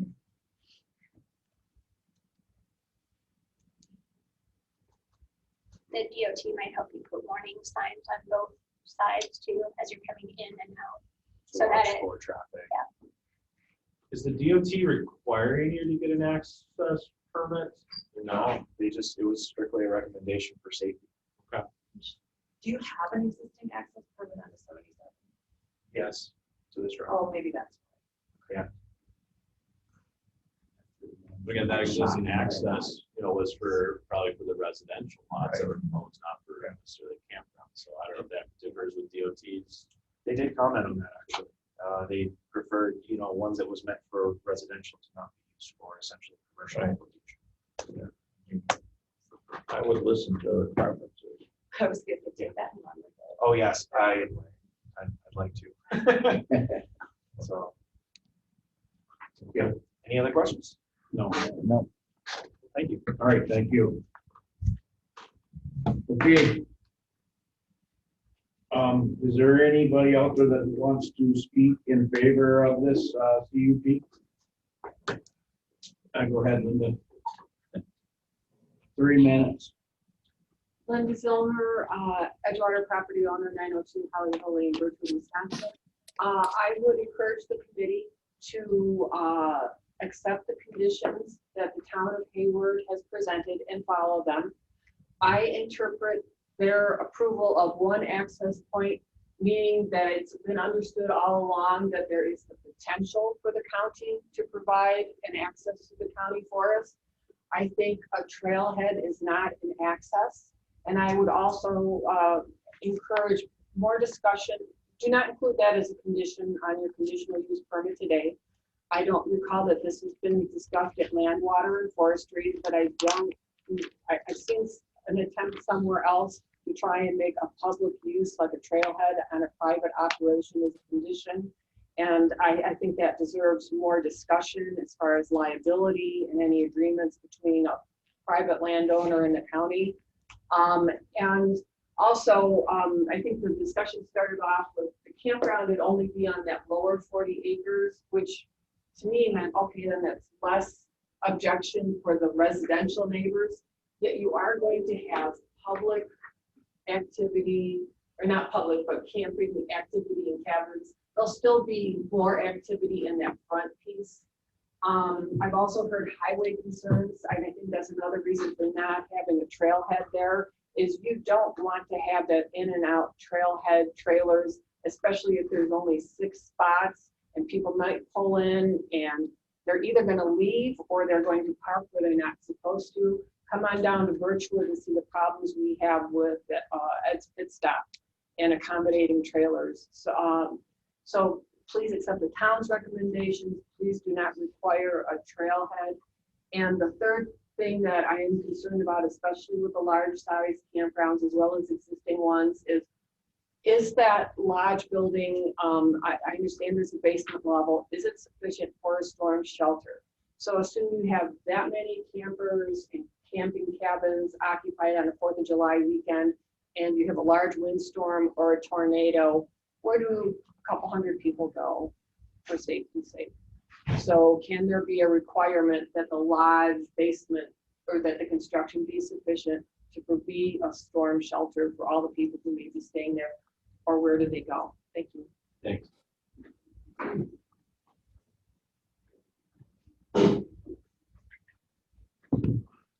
State your name, sir. Mr. Chairman, committee members, my name is Derek Leslie. I'm the owner of the Hayward Aviation out at the airport. And in preparation for county board, where hopefully this is going to, I believe that I'm uniquely qualified to be able to speak in favor of this campground as well.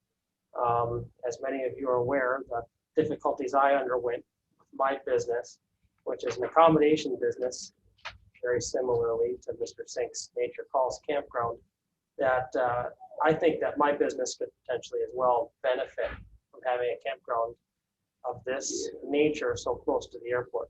I can tell you that I experience difficulties at the airport every day in the summertime during tourism season. I mean, just look at the KOA, it's a zoo. I mean, you can't pack any more people in there. You know, and I have people who fly in and out all the time that are looking to do a lot of the things that Mr. Sink's discussing as part of this plan for this campground. So I think this is the biggest step that he's had in this process, getting the CUP approved. And my only request is that if there is any committee members who are opposed to this, I can tell you with my experience, having unanimous approval going to full county board is huge. And if there is issues or concerns at this point in time, please discuss it and bring them up now versus sending a non-unanimous vote to the full county board. Thank you for your time. Thanks, Derek. Okay, anybody else want to speak in favor of this CUP? Anybody out there want to speak in opposition of the CUP? Okay, not need a motion to come out of CUP, number, what? Public hearing part? No, I'm gonna read it. CUP number 21017. Motion. I'll second. Okay, we have a motion by Mr. Schuman and a second by Mr. Paulson to come out of CUP public hearing number 21-017. All in favor, say aye. Aye. All opposed, we are now out of public hearing.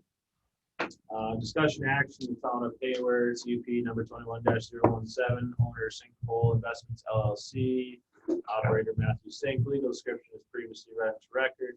This conditional use permit would be for a 100-unit RV site campground, including an additional 10 camping cabins with a main lodge building and maintenance building.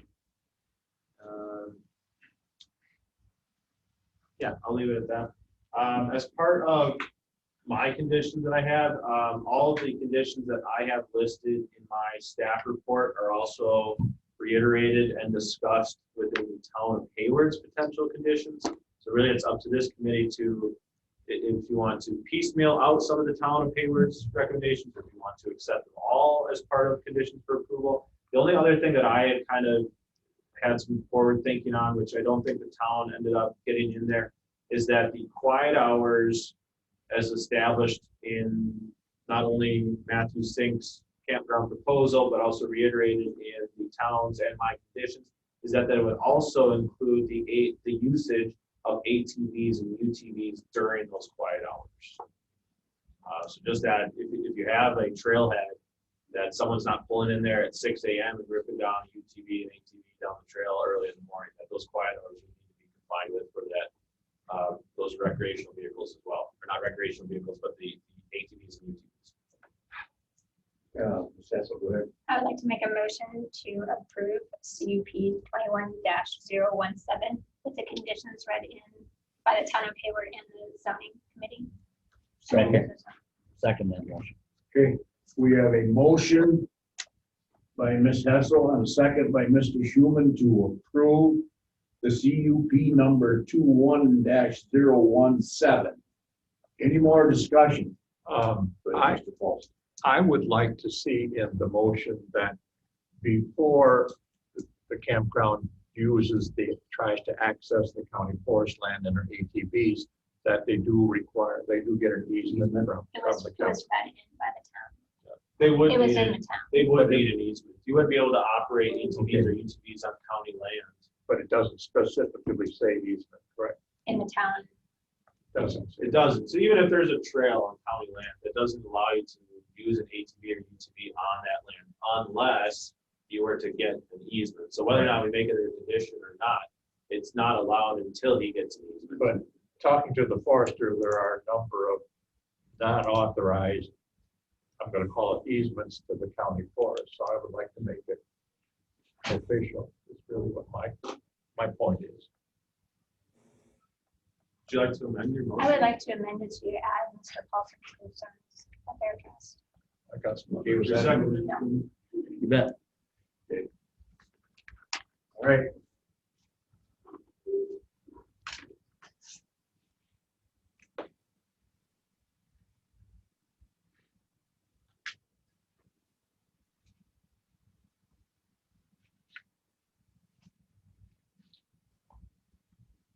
Okay.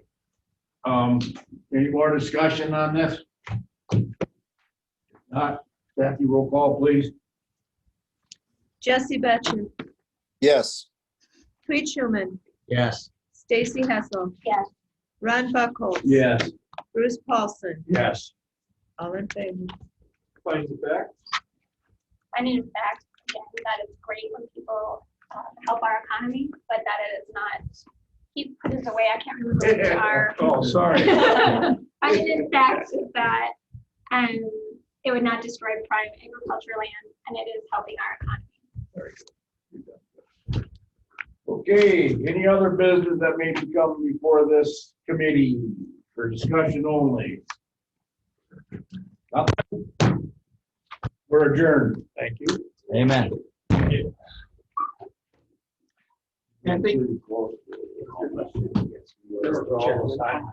Oh, thank you. Thank you.